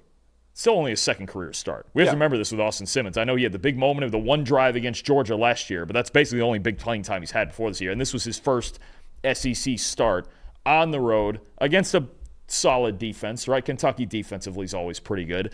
I think Lane Kiffin just did an excellent job of, after they got punched square in their teeth in the first quarter, and going, all right, guys, this is how we're going to get through this game. And they found a way to do it. Yeah, my sad little story here is a 41.1 passing grade combined from both teams in this game. It was not pretty for either team throwing the football in this one. You mentioned Austin Simmons, 37.3 passing grade, 0 touchdowns, 2 picks, 0 big time throws, 2 turnover-worthy plays. He had a 40.8 passing grade when he was kept clean in this game. I talked about it in my preview. When he's under pressure, that's when you start to see some issues with him. When he's kept clean, it was ugly for him. And usually you want to see those passing grades when he's kept clean, like in the 80s or 90s. He had a 40.8 in this game. Average time to throw was only 2.1 seconds. Now, usually the low average time to throws you talk about as a big plus for quarterbacks. I think for Austin Simmons right now, and Dalton, you mentioned this before, is like, he is just kind of going to his first read only right now. I know it's kind of how the offense is designed too, but that's why you're seeing these ugly interceptions, because he's just throwing the ball to his first read no matter what, it feels like, right now in that offense. So the average time to throw of 2.1 seconds is actually a detriment, I feel like, to Ole Miss offense right now. Zach Calzada, 48.1 passing grade. He was 15 for 30 for 149 yards, a 27.2 passing grade under pressure. He was 1 for 8 with a turnover-worthy play under pressure in this game. Kentucky also had a 56.4 receiving grade. I am worried a lot more about Kentucky's passing game than I am for Ole Miss right now with Calzada and those receivers. I think Ole Miss is a really good receiving core, and I think Austin Simmons has the potential to become a pretty good quarterback in that offense. Kentucky I'm more worried about right now, but all around in this game at least, it was hideous for both teams. Yeah, it's not great. And again, Simmons at least came back and played well enough, and he added a little bit to the run game as well. He was the one who had the go-ahead touchdown on the ground. So Ole Miss finding a way to run the ball is good too. I think that the big concern, here's where we can split this up and go, okay, yes, it's this offense, it's everything. It's all the concerns we talked about even with Jackson Dart that we had with the draft, is how much does Lane guide you in this offense? And right now, it's even a lot more than it was for Jackson Dart. Yeah. Through 2 games, they have more than a 65% play action rate, okay? And Simmons has played well, 75.4 passing grade. Without play action, 29.5. At some point, you have to drop back and throw the football, right? And they got some fun opponents coming up. Arkansas next week, Taylon Green's red hot. Might have to get in a shootout in that game. Tulane, I've talked about Tulane's got a really good defense, a really good secondary. That's not going to be easy, right? LSU after that with the improved secondary. At some point, he can't hold his hand through everything. And again, second career start, and you got away with it in this game, and you got staggered, and you got back up off the mat, and you won the ball game. Credit to him. I think that's a big kind of like hardening win for this team that's so darn young. But Simmons will have to play better at times when Kiffin can't just protect him all the time with perfect play calls, right? That's coming, but I'm going to give him credit for winning this game. Right now, as I look at Ole Miss, I don't think they're a prime SEC contender. They just don't look like one. I agree with that. They don't look like one. Simmons looks young, and I like Austin. I really do. I like Austin Simmons. I think he's got a lot of talent. I think at some point he can be really, really good. It's just right now it's young. That you can tell this is a very young football team, and Lane Kiffin is really the whole team and the style of play and Simmons and everything about it. He's trying to guide this team through it. I give him a lot of credit for that because that's really hard to do in a season, especially coming off a year last year where we felt kind of disappointed by Ole Miss, right? They should have made the playoff. They were talented enough to make the playoff. I don't know that's the case this year, but you keep building week to week. There's a developmental part of this that I think is going to come out of this game that I think Lane Kiffin's really going to like for as much as they did struggle. Who helped out Austin Simmons, do you think, the most in that passing game? Look, we believe that Ole Miss has a loaded receiving core. And, the first couple weeks, kind of curious, okay, who's the top guy? Right now, through 2 weeks, Harrison Wallace, the transfer from Penn State, I'm sure you love hearing this, is the top guy. It could have been Dejon Stribling. It could have been Caden Lee. Daquan Wright at tight end was pretty good last week, too. But Harrison Wallace is emerging as the number one guy. Through 2 weeks, he has the second most yards in the Power 4 behind Mekhi Lemon, and he's got the 11th best receiving grade, right? So it's just one of those things where somebody was going to emerge. There was too many solid veteran options in this receiver, and maybe more guys are going to as well. But right now, Wallace is the guy, and they need somebody who can get vertical, especially there was a deep post in this game. He made a great contested catch on. He's a good fit in this offense. Stribling's a good fit in this offense. It was just a matter of who's going to step up. Through 2 weeks, it's Harrison Wallace. He had a really good game in this one. It feels like every year Ole Miss just finds an alpha receiver. Like the guy's going to command remember Trey Harris last year? He had 5 yards per route run last year? Wallace might be the new guy for this offense. And it's explosive players too. Wallace, we even saw that at Penn State. We knew he was an explosive player. It was just a matter of finding a way to use him. And look, Drew Allard threw down the middle better than he did on the outside. It's just kind of a fact. It's even still kind of showing right now, but it's just certain guys find the right place to go. And honestly, if you're just about any wide receiver, Ole Miss should be at towards the top of your places to go if you want to put up numbers. Absolutely. My most impressive part is Prince Will Umanmielen. So one of the question marks we had for Ole Miss going into this year was, okay, they lost so much talent from last year's defense, including Prince Lee Umanmielen, who was a third-round pick to the Carolina Panthers. I believe, is he going to play today? I know he got hurt in the preseason. I didn't see. I didn't check on that. So maybe making his debut today. It's the PFF College Football Show. Unfortunately, we don't have the up-to-date NFL news right now. I'll deal with that tomorrow. But Prince Will Umanmielen is one of the guys replacing his older brother, and he was outstanding, I thought, against Kentucky in this ball game. He had 5 pressures and a sack on 21 pass rushing snaps, a 21.7% pass rush win rate. He also had 2 run defense stops and a tackle for loss in this game. You watch the tape back on him, he has really, really good bend, just like his older brother, Prince Lee Umanmielen. He and Santarin Perkins, man, who had a really good game too. That is a lethal duo, I think, right now off the edge for that Ole Miss defense. Yeah, you don't want to fall behind. I don't think you want to fall behind Ole Miss right now. You want to stick with your run game. You want to stay ahead of them. Kentucky did that early in this game, but then when they fell back behind and they got in obvious passing situations late in the fourth quarter, it's a dangerous duo to have. I mean, I know it's something we said a lot last year. Perkins was really the third guy last year. You had Umanmielen, you had Jared Ivey, but it's a team with a pretty good pass rush off the edge. It's just a matter for them of stopping the run, keeping themselves in games, and getting a lead. Getting Prince Lee Umanmielen from Florida, getting Prince Will Umanmielen from Nebraska. So they're getting the Umanmielen brothers from different schools, and they're both playing really well. At least Prince Lee did for Ole Miss last year. Now he's playing in the NFL now for the Panthers, and Prince Will Umanmielen, replacing him, played really well in this game against Kentucky too. All right, the final game in our Week 2 review is Missouri taking down Kansas in the first border war in 14 years. 42-31 was the final score in that game. Let's go over the highest graded player, starting off with the victorious Missouri Tigers. Their highest graded player was wide receiver Kevin Coleman Jr. with a 87.2 grade. Another wide receiver here in Donovan Olugbo with a 79.2 grade. Running back Jamal Roberts, 79.1. Edge rusher Damon Wilson II, 79.1. Chris McClellan, the D tackle, 75.3. And Bo Pribula with an 87.8 grade, the highest graded player for Missouri at quarterback. Now let's go to Kansas with their highest graded players in the loss, starting off with tight end Deshaun Hanukkah, 88.4. Defensive tackle Blake Harold, 77.5. Linebacker Trey Lathan, 75.4. Defensive tackle Tommy Dunn Jr., 73.6. Another D tackle here in Keenan Caldwell, 68.7. And Jalen Daniels, 65.9 grade in the loss. Dalton, for you, what told the story? I think I want to give a lot of credit here to Missouri's offensive coordinator, Kirby Moore. And look, Missouri was another team this week. We've talked about it with several of these teams. They took a big punch in the first quarter. Bo Pribula fumbled and it was recovered, returned for a touchdown by Kansas. They were down 21-6 late in the first quarter in this game. And one thing that I hate that a lot of offensive coordinators do, they get down early, 2 scores early, 14, 15, like that, and all of a sudden half the playbook's closed off. We're not going to run the ball. We're not going to get play action goal. We're going to just abandon ship, and we're just going to drop back and throw it, and we're going to try to play 7-on-7 and get back in this. Kirby Moore did the exact opposite. He left the playbook open. They took their punches early, and he kept running the football pretty close to 50-50, 42 design runs. Actually, I should say 38 design runs, and 47 dropbacks, which is closer. You're still behind. You still got to throw it a little bit more. But you look at the rushing difference in this game. Missouri, 269. Kansas, 63.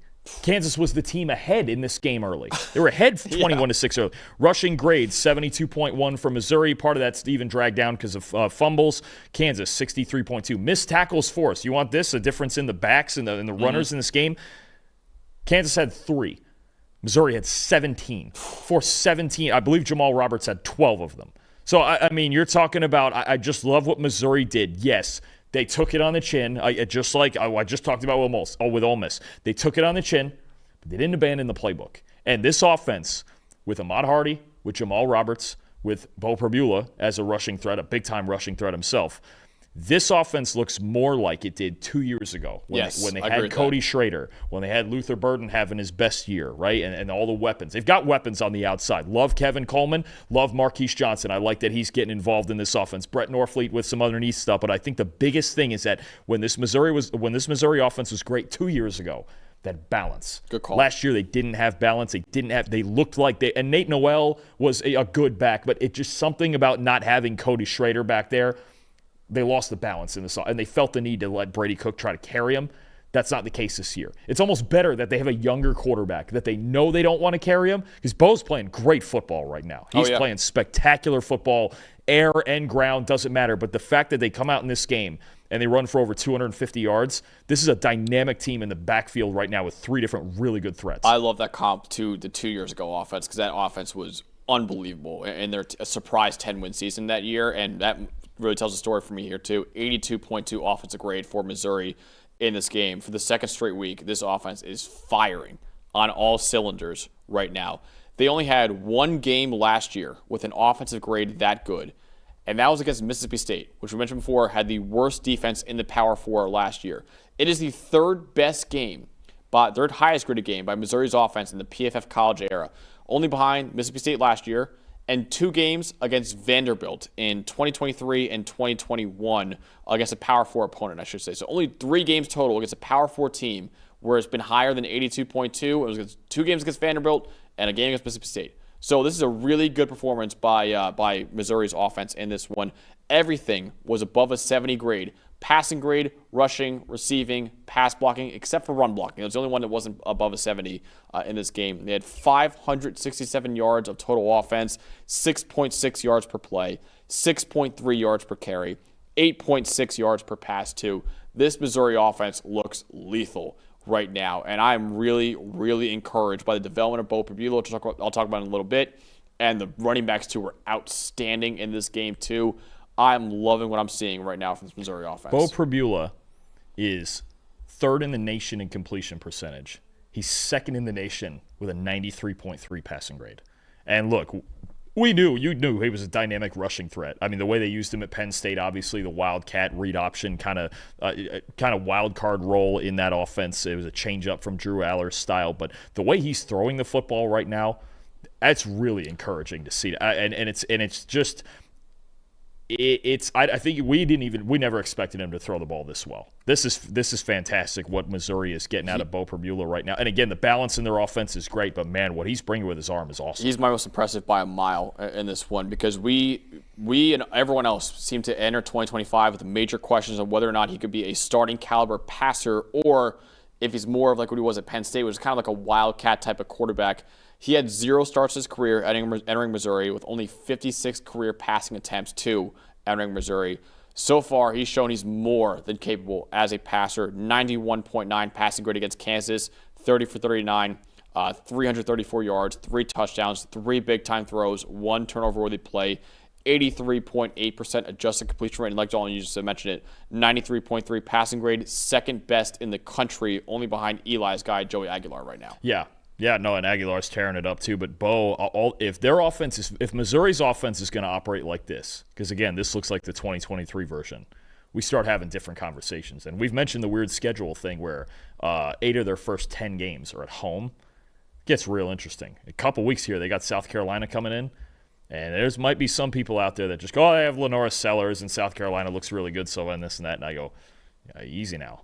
I mean, they talked a couple of years ago. There was some Bo leaving in Auburn and in Oregon. It might be Bo leaving in Missouri right now, because he's been really good. And again, Kirby Moore. It just felt like this offense was just so out of rhythm constantly. It just looked like, and they still won. Did they win 10 games? Did they go 10-3? They did. They got to be the 10-3 team last year that I felt the worst about. I was just like, what happened here? Yeah. Especially offensively, this looks like the offense that we absolutely loved that Kirby Moore was calling 2 years ago. I'm in on this. I'm in on Missouri's offense right now. So Bo's development as a passer has surprised a lot of people. What's not surprised a lot of people, Dalton, is Caden Green, who is an elite guard. But what does surprise people, he's not even playing guard anymore right now. Yeah, I mean, you talk about, look, Bo has been under pressure less than 23% of the time in 2 games, which is fantastic. And Caden Green was bound to be a factor in that. But he's doing it at left tackle. And yesterday, he made his 3rd career start at left tackle, his first against a Power 5 team. I know he wasn't in our top 5 because his pass blocking was a lot better than his run blocking, but how about a 90.9 pass blocking grade in your first game against a Power 4 team in your career playing left tackle? 2 years ago, he made his first career start at Oklahoma at left tackle. He played 1 game at left tackle at Oklahoma against Arkansas State, I believe it was. And then he played last week, and then he played because they moved him inside, and then he played inside last year. But I mean, Caden Green, 90.9 pass blocking grade, 47 dropbacks, no pressures in this game. That's a huge development because their interior with Connor Tollison and those guys is really good. We assumed Green was going to be a part of that.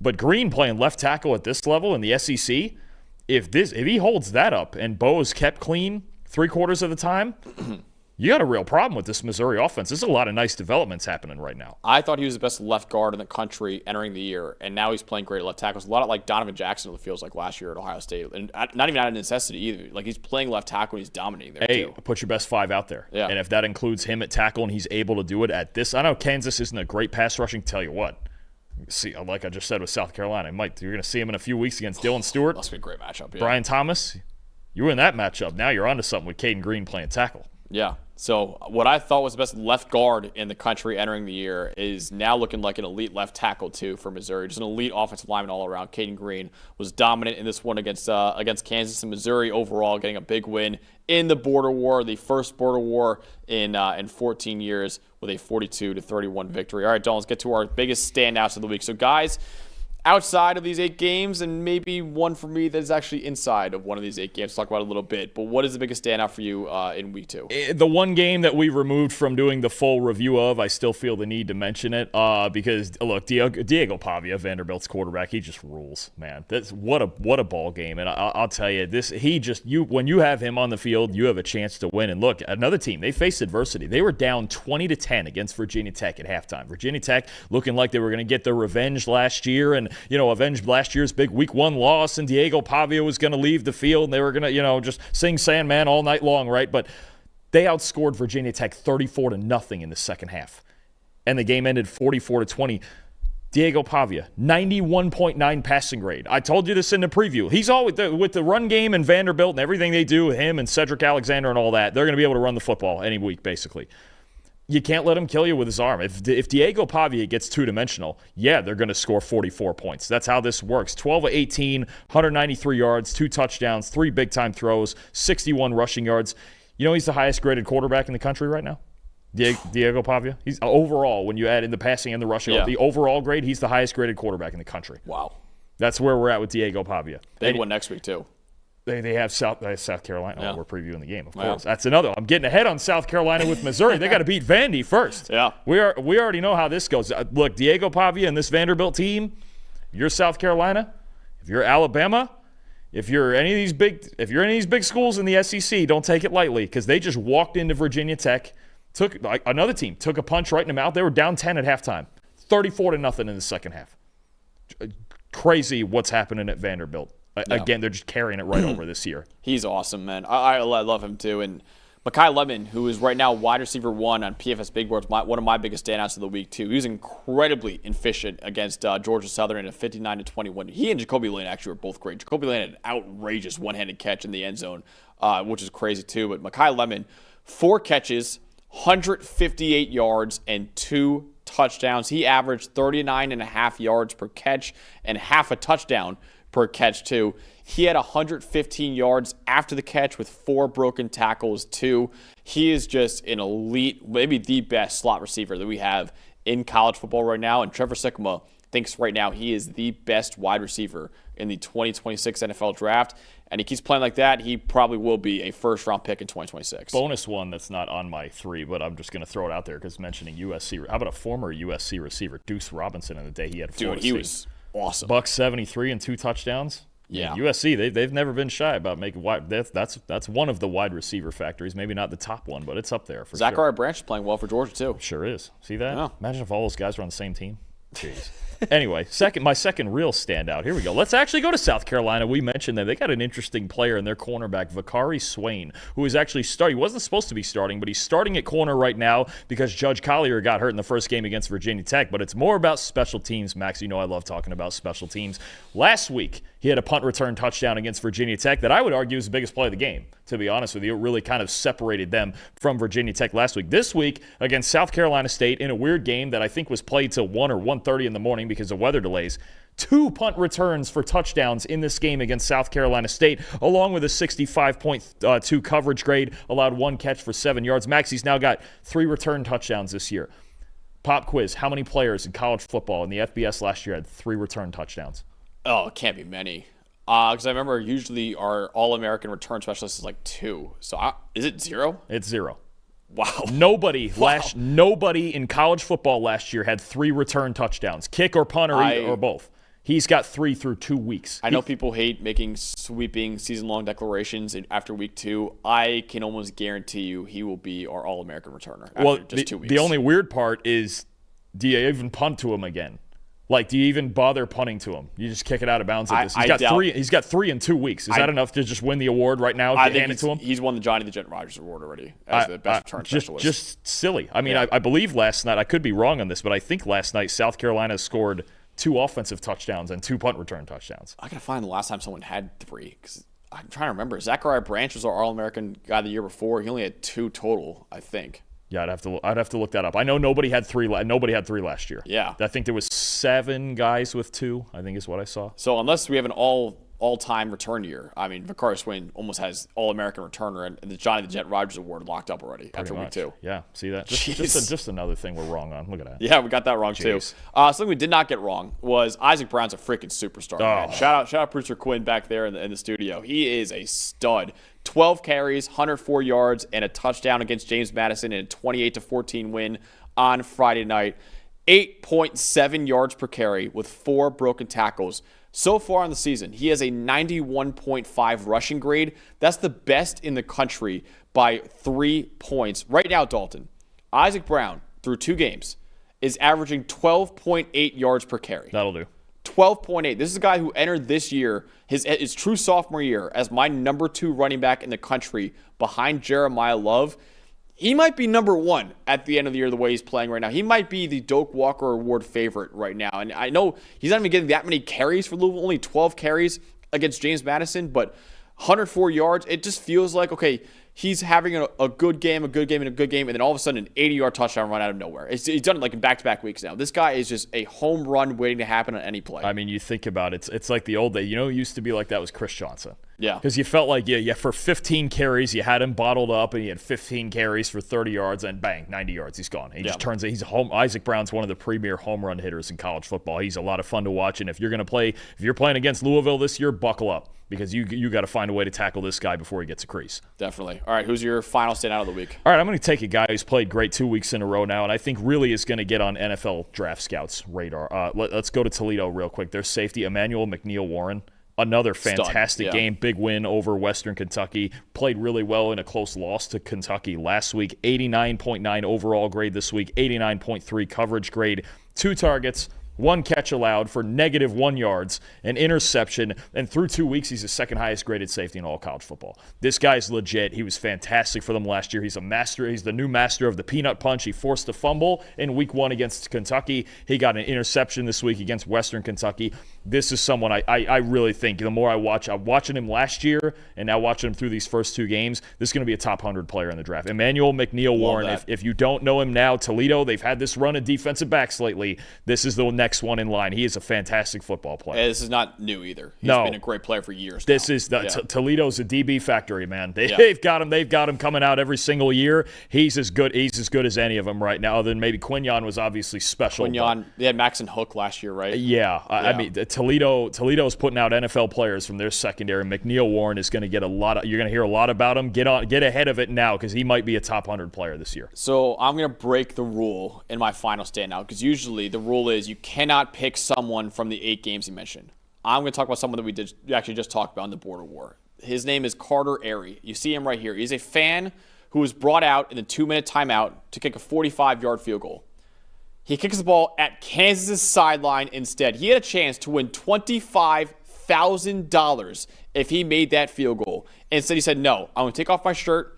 On my body is the words you see right there. FKU is spelled out on his body. He turned around and kicked the ball at Kansas' sideline. Instead of having a chance to win $25,000, he wanted to send a message to their arch rival and said, we're here now. We're to win this ball game. And I think Carter Airy is probably as big of a reason why Missouri won that ball game than anything on the field, too. He set the tone for that game for the Missouri Tigers. He's a very inspirational story, too. He's a wheelchair basketball player. He won the silver medal in the World Championships in 2014. He obviously went to Missouri, too. This is what college football is all about. This is the kind of rivalry that you love in college football, and it sucked that the border war has been dead for 14 years between Kansas and Missouri because of Missouri going to the SEC. But that one clip right there should show the athletic directors at Kansas and Missouri, hey, we got to play every year, because these fan bases freaking hate each other. They hate each other so much that a fan said, you know what? Instead of trying to have $25,000, like life-changing money for a lot of people, I'm going to instead send a message to my arch rival and said, F you, we're going to win this ball game right now. Shout out Carter Airy, man. That is what college football is all about. That's college football. They're going to play again in Lawrence next year, and then they're off until 2031 and 2032. You know what I would do in that situation? Honestly, give them the $25,000 anyway. Yeah. That right there, that action in that video right there is worth $25,000. Dude, give it to him anyway. He's please. the man. That is just. That's college football. I wonder what I don't know what exact point in the game that happened. I wonder what the score was when that happened. First half, 2-minute timeout. I can check right now. I believe it was a close game. I know that. It was closer. That's the turning point right there. Yeah. Makes sense. I'll find the score. But, dude, Carter Airy, I mean, that is just. Boy. Would they even let him in the building in Lawrence next year if he tries to go? Would they even let him But he's got to be a folk hero right now in no Missouri. question. Like, he's like, I would. Also, a 45-yard kick, I don't know who's making that. I'm not making that. So it's worth, like, hey, instead of missing it badly, I'm just going to kick at the sideline. I can't kick. I wouldn't make it from 25. I'm like incapable of kicking. Yeah. I can't do it. So let's see right now. In the second quarter of this game, there's a lot of scoring. It was a burner. It was Kansas had the lead. So what was the exact score? It was 21-18. So the rest of the game, they outscored them, 21-10? No. 24 to 10 the rest of the way. That was all Carter Airy. Yeah, throw our analysis out. That guy won. That's Carter Airy. That guy won. He's the highest grade player in the country this week. That's you set the tone right there. If we had a fan of the week every week, he won. That would actually be a really funny segment. I don't know how we'd figure it out, but he won the inaugural PFF fan of the week. He's the fan of the year. That ruled. Dude. Somebody get that man $25,000. And again, that should show anyone controlling the schedules for those two programs. Play the damn game every year. It's one of the biggest rivalries in college football. Play the damn game. Carter Airy setting a tone right there for the Tigers and a big win over Kansas. All right, Dalton. We got a lot on the show today, man. Yeah, you suck, dude. Why? Look at this. I have no regrets. I nailed my pick. Eli nailed his pick. And you, trying to be a jackass, picked UConn over Syracuse. I have no regrets over that. Just to be mean to me. You even told me pre-show, like, yeah, I kind of like some other games too, but I think for the content, we should do UConn. And now we lost out on a couple $100 because you just trying to be mean. I have no regrets on it. I would pick that same game. Syracuse covered, by the way. I don't know what you're talking about. Which is nonsense. They did their job. Anybody who watched that game knows I made the right decision. It was the best. Maybe that might be the best process pick I'll make all year. Honestly. Well, you lost. So 17-6 with 5 minutes left. The worst part is the way you lost it. It wasn't even the fact that you lost. No, yeah, it was like the game was completely in control for 55 minutes, and then Steve Angeli decided to be Joe Montana, and that's where it went, really. And then even UConn came back and tied the game at the end of regulation, which rocked. And then it just overtime is what it is. I mean, I'm not going to. We would have won $170 on $10. Yeah, I think it was something like that. Yeah, that would have been the whole year. I have absolutely. There's certain upset picks I make, and I'm like, nope, swing and a miss. Nope, I have no regrets on this pick. I don't even care. That feels like a win. You knew going in. This is honestly karma for you because you knew going in that we were all betting this family style. It was a parlay, and you said, I'm going to make Max bet against his alma mater. Well, yeah, and I'm still trying to win here. It was the longest shot of the three by far. I knew UNLV was the easy one. You took it right. You took the easiest one of the week. Okay, and I got it right. And Ohio, that's America's quarterback, Parker Navarro. You got it. That's Timothy Chalamet knows ball. He does. Exactly, and so does Eli Nagel. But no, I have zero regrets. That was honestly, you lost that game for UConn. You know how Carter Airy won that game for Missouri? You lost that game for UConn. Winners get washed. Apparently winners do sprints. Jeez, they do sprints and then they get washed, man. Here's why I'm satisfied with this pick, even though UConn lost. That game was so tight. And Syracuse was so tight with UConn that Fran Brown had him doing sprints right after the game. Yeah, culture. All right. Let's see that culture over the next 10 games. Again, I would love to bet against FAU for my upset pick, but they're never going to be favored. So, unfortunately, I'm not going to be able to do that. It is what it is. I'm just saying that was all karma on you, man. That's all on you. Because you knew we were all riding. Like last year, I get it because we're all going head to head. No, I'm still trying to win. But now we're all betting together. I'm still trying to win first and foremost. No, I'm like Carter Airy. I'm trying to win first. The money doesn't matter to me. You're trying to be a jerkish this week, and you got it wrong. Well, yeah, it's like half and half. I'm still trying to win though. All right, before we our last segment here, we want to do our top 25 of the week, which again I mentioned before is going to be wild, and it is wild. So go to our top 25 with our highest ranked teams going into week 3 of college football. Ohio State number 1, LSU 2, Penn State 3, Miami 4, Oregon 5. Nothing changed in the top 5, Dalton. Anything stands out there? I was sweating out Oregon minus 28. Sweating it out. Go on. Texas number 6. It stays the same there. Georgia 7. Florida State now moves up to 8. Illinois 9. South Carolina 10. USF 11. Had to do it. I damn near put them top 10, man. I damn near did it. Iowa State 12. Oklahoma 13, Clemson 14, Notre Dame 15. Let's go to the rest of the top 25 with Texas A&M at 16, Auburn at 17, Tennessee at 18, Alabama 19, Mississippi State 20, Indiana 21, Utah 22, Florida all the way down to 23 now, Missouri 24, Georgia Tech 25. The teams that fell out of the top 25, Arizona State after losing, Texas Tech, Louisville, and SMU after losing too. What stands out to you in the that week 3 top 25? USF at 11. I guarantee you that's going to be higher than AP. No question. Oh, absolutely. They're going to be like 18 or 19 probably. Probably. The other thing, too, the only other question, so Arizona State falls out, but Florida stays in. I had Arizona State at 20 going into the week, and I had Florida at 9. Okay. Because, I mean, you could make an argument for Florida because, okay, they beat Long Island, and then they lost to USF. Yeah, well, Arizona State beat Northern Arizona and then lost. Like, is USF better than Mississippi State? I think that's an argument there. It's an argument. It'd be a fun game. Yeah, it would be a great game. All things considered, you could argue it with Florida. I had Florida at 9. And Arizona State 20. They'll be ranked for the sake of they're playing LSU, and it'll be a ranked game at Death Valley and all that. But you could make the argument Florida doesn't have to be in there. Yeah, it would be a lot. Depends who else you have. What were your first couple maybe that missed? Texas Tech and Louisville probably. You put Louisville in there. That's a big win over James Madison. Yeah, I know it's James Madison. Dropping. I had Florida pretty high, so I had them at 9. Okay, I mean that's. And if I was going to put USF at 11, I had to. Florida's got a tough road coming. It's coming. Yeah, they got to bounce back quick and go down to what I guess is now known as the real Death Valley. Are we there now? Yeah, with LSU and that's the real one. I will say one thing real quick that I just saw on Twitter. Apparently, right after the Ohio-West Virginia game, they made a mixtape of the game with the Tavon Austin mixtape in the background. Oh, that might be one of the greatest things I've ever seen. All right, Ohio's ranked now. Sorry. I was about to say we might need to put them 25.